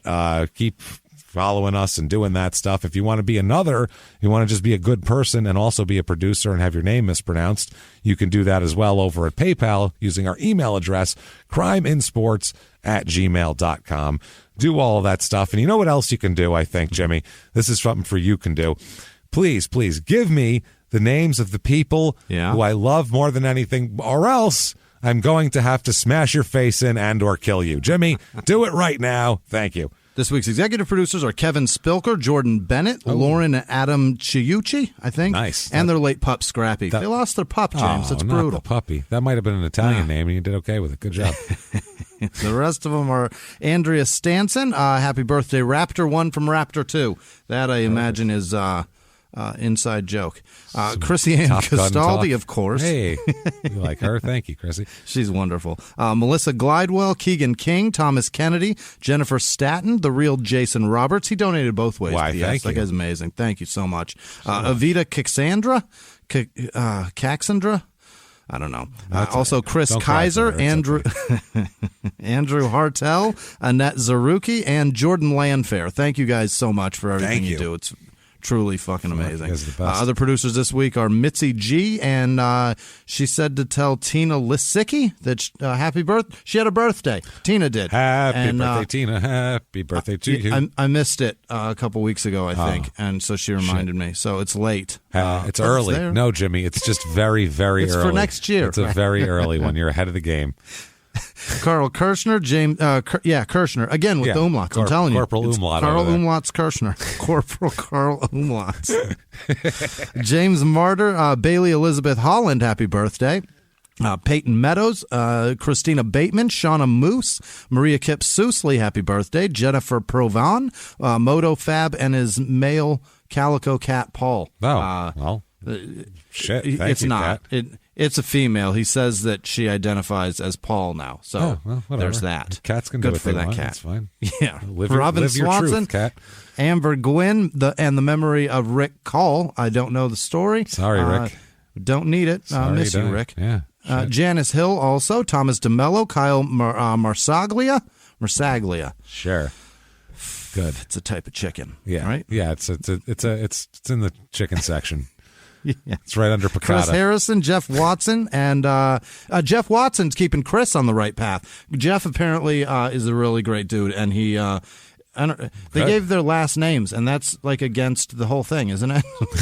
Against the whole anonymous part. I mean, I guess you can if you want to. There's no But keep rules. Chris going, Jeff. You're an amazing man. Yeah, Thank you. Appreciate it. Other producers also are Retro Soul Sparkles, Matt Kerr, Susanna Platt, Gary Friedman, Charles Nelson Riley. I doubt it. The guy was amazing. And that gives... Throwing confetti all over the place. Right. If that would be Smoking great. a cigarette all the time. Came in giving us money, throwing confetti everywhere. That'd be terrific. That's showing Gary Friedman's age, I think. He's called out Animal House and Charles Nelson Riley. I got a feeling Gary Friedman is about a 50-something-year-old dude. He's born in about 61. Yeah, who loves dick jokes. I like him a lot. Yeah. It's good and Ogie Oglethorpe. I don't remember what movie that's from, but I know that's somebody I should know who he is. Probably. It's probably a character from Stripes or something. You don't know. Right. Danny McMillan, Sheena Ramsey, David Beers, Adam Udany, Adriana Justice, David Meadows, Knuckle Supper Studio Comic Books. Knuckle Supper. Cool. Not a sandwich. Whole goddamn supper. That's a lot. Jude Kendall, Robin Heyer, Paul Gruber, Joanna Kagan, or is it it's Kagan, yes. John Miller, Philip Munn Jeweler, Christopher Earnshaw, Casey Handel, Julia Cianter. Ashley Vio, George the Bald Cat. He's also the benchmark for Butthole Pink, in case you didn't know that. Okay, well, I've learned that this week. Apparently, Sarah Pixie De Leon, Jesse Pitts, Rachel Hawken, Randy Slaughter, Tara Grimshaw, Mary Marler, Olivia Hudson, Victoria Plakopetis. Yeah. Got to slow it down, man. For real? Kevin Pilata, Jake with no last name, Aaron Salisbury, a girl named Jeremy. That's a good song about you. Yeah, sure it is somewhere. Sorry. Scott with 1 T, Heather Walter, Patty McCabe, Rick Smisson, Elizabeth Figus, Melody Hart, Derek Phillips, Jake Benzo, Kendis with no last name, Sam Rizzo, Sam Smithers, Ali Robergi, Corey Kitzmiller, Jason Masula, Misty Martin, Carlin Blaylock, Amy Ford, Damian Maldonado, Matthew Haggerty, Michael Watts, Carrie Litka, Ora J. Matthews IV, Caitlin with no last name, Chris Nunyabiz, because he doesn't want us to know his last name. That's why. That's cool. Well, thank you for your money. We appreciate you. We'll run with it. Yeah. Thanks, Chris. Okay, you can stay as Stephanie Tomei or Tomei? No. Serena Schlappitz, Rachel Stanfield, Matt A., Maddie Hallsworth, Bryce Erdwine. I don't know. Carrie Colerick, Monteleone. Why? Why don't we even try? Michelle Remy, Rhyme, Jared Rapita, Vicky Stern, Victoria Luca, Rob Humphrey, Clara Dutton, Tyler Griffin, Tiffany Guillen, Natalie Ellis, Melanie Aguilar, Rob H., Bjorn Tangi, Tangy, Danny Dennis, Matt with no last name, Luis Fetzner, Jesus, Charlie, oh boy, Cobra Chizik. God damn it. Karen Hansen, Tiffany Reyna, Megan Moorhead, David DeSmith, Jimmie with no last name, Emily with no last name, Irene, Irianne, Macaulay, she knows who she is, Annie Hurt, Phyllis Barnwell, Laura Kirk, Jessica Martin, Jacob Williams, Misty Hood, Tucker Pendleton, Jessica Barker, Brendan with no last name, Patricia Temple, Lauren Bracken, Frank Southwell, Attorney Whisperer, Michelle Honeman, Stephanie Lennon, Christine Parsons, Mariko Sims, Julie Kerrigan, Aiden Baker, Jennifer Manjerski. Wow, Aiden's been around long enough. There's a fucking 18 or older one. That's unbelievable. Wow. I didn't know that name was that old. Really? Sorry. Now it returned again. Did it? It's one of those, yeah. All of a sudden, like, yeah. I thought it was like 12 years old. yeah, and the white people started naming their kids Aiden out of nowhere. Right. Yeah. Pontus Fredrickson, Jennifer Manjerski, Brandon Black, Liv Brown, Madalena, Mimi Medlin, Laura Epley, Sarah Babcock, Lori Hill, Rat Fink, Jackie Arceo, Jenna States, Dylan Morong, Nicole, oh boy, Anna Clarico, Ina Clarico. Sorry, Nicole. It's too Italian. Tiffany Chai. I think that's Italian. I don't know. I'm dumb anyway. Abby Magula. Lauren with no last name. Nicole with no last name. Jeff Donkey Holden. Trey Dodson. Andy Hazard Sweet. Lady Wildflower. Andrew Skurzinski. Carrie with no last name. Sounds Karen like Schroeder or Schrader. Who knows? I don't know. I don't know how that works. Yeah. Either way. Sarah Hoffman. What'd you say? You pick Schroeder. Right. It's not up to us. Sarah Hoffman, Paige Loveless, April Strickland, Kim Brody, Tom Kern, Abby Serber, Sherry, Lynn Chavez Matthews, Ashley Precourt, the Grandmaster Flex, Brittany Feldake, Jennifer Addison, Ashley Floyd, Paige Nuncio, Samantha Anderson, Elle Ryan, Claire McLaren, Ariel Thompson, Brandon Van Mindy, Dalton Brown, Stephen Franzen, Candace Martin, Christine Palmer. Nope, that's Christy. Just Christy. No N. Margie Wright, Lee Collins, Stacy Long, Hannah Jones, Coda Harrington, Allie Crotus, Navarra Good, Dominic the Christmas Donkey. Yes. There you go. Dylan Berry, Camden Broderick, Kendall with no last name, Amanda Prendergast, Anthony Gagliardi, Dave Beers, Peyton Hurst, Daniel Plummer, Corrupted Pineapple, Bethany Evans, Kat Grace, Michael Schultz, Kelly O'Malley, David Stoles, Sybil Corbin, Carrie Gusso, Todd Rexroth, Jesus, Stephanie Schubert, Alexandria Rasmussen, what? Troubles. Yeah. They're on the horizon. Legacy Game Mastering, Nick Bumgardner, Chris Johnson, Shantana Boards, Donna Magoo, hey. JC Dages, Elizabeth Deschanel, Jesus, Jacob with no last name, Jay Gandy, Esther Hedberg, Sergio Perez, David Johns, Justin Klein, Christy Shove In, boy oh boy, Sheedham Ashbrook, Angela Rogers, Stephanie Woods, Amuz 21, Olivia with no last name, Laura Eichels, Denise Enstrom, Kristen Brown, Zachary Glenton, Machine gun. Yeah. Rissy Watson, Allison Vitrioso, Hadley Scheffel, BNBN, Zoe Ryan, Sarah with no last name, Juliana Bojanofa. Nice. There you go. That's something. Right. Ryan Spuden, Trisha Meyer, Thomas Moorfield, Firing Blank Man, Maria Vade, what is this? Michelle Sanchez, Ryan James, Matt G, Marion Partridge, Kenya Raphael, Tim Azevedo, Laura Nguyen, Jared Kinsey, Ron Hayes, Peter Godreau, Jeffrey Timpson, Fupa Juice 666. Wow. Mike Rosser. What is that? It's okay then. Whoa. Richard Mozingo, Ruby Dayan, Laura Hanks, Chanley Garber, Kristen Beffering, Nicole Alpeter, Brandy Hausenbuhler, Hope Now, Aaron with no last name, Hannah Moran, Brady Marcus, Jonah Morgan, Christy Brayton, Mark McKinnon, Jonah Filiov. Whoa. Michelle, you're right. I just gave up halfway through. Tongue fell off out of your mouth halfway through it. I started it and my mouth goes, you can't do it. Why would we try this? Nope, not finishing. Jessica Westfall, Mark D, Cody Washburn, Jackson Breck, Michelle Griffin, Mole Carquise, Cody Danette, Rayana Etchide, Holly Bowman, Chris Pattison, Kristen Hadow, Sikta. Boy, oh boy. What else we got here? Katie Sicka. Oh boy. Sickignap with a P. I clearly misspelled that. There's no way Sitchiganan is a word. I mean, it could be. We don't know. It's possible. They might have just wanted to hear you have a stroke in the middle of it. Chris Sutley, Cynthia Boulay, Logan Boucher, Liam Coffey, Bandit the Vicious Chihuahua's mom. Wait, I think the Vicious Chihuahua is a mom. Oh, wow. I don't know. Terrence Johnson, Ty Will, Derek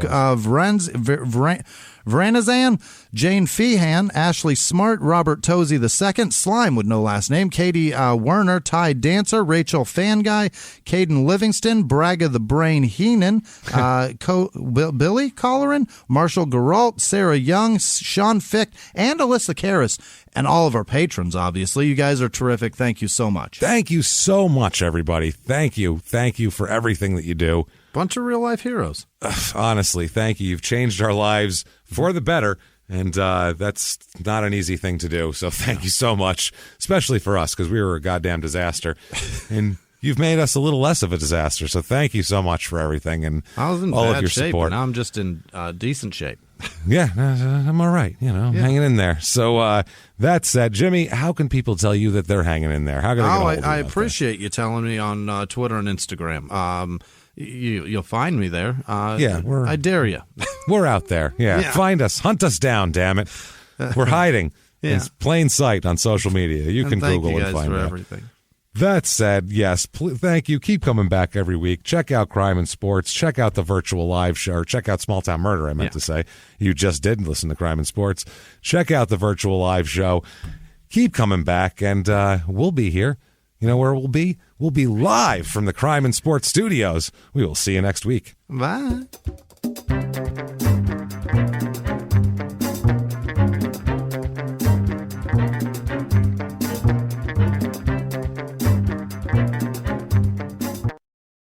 If you like Crime and Sports, you can listen early and ad-free now by joining Wondery Plus in the Wondery app or on Apple Podcasts. Prime members can listen early and ad-free on Amazon Music. Before you go, tell us about yourself by filling out a short survey at Wondery.com/survey. He was hip-hop's biggest mogul, the man who redefined fame, fortune, and the music industry. The first male rapper to be honored on the Hollywood Walk of Fame, Sean Diddy Combs.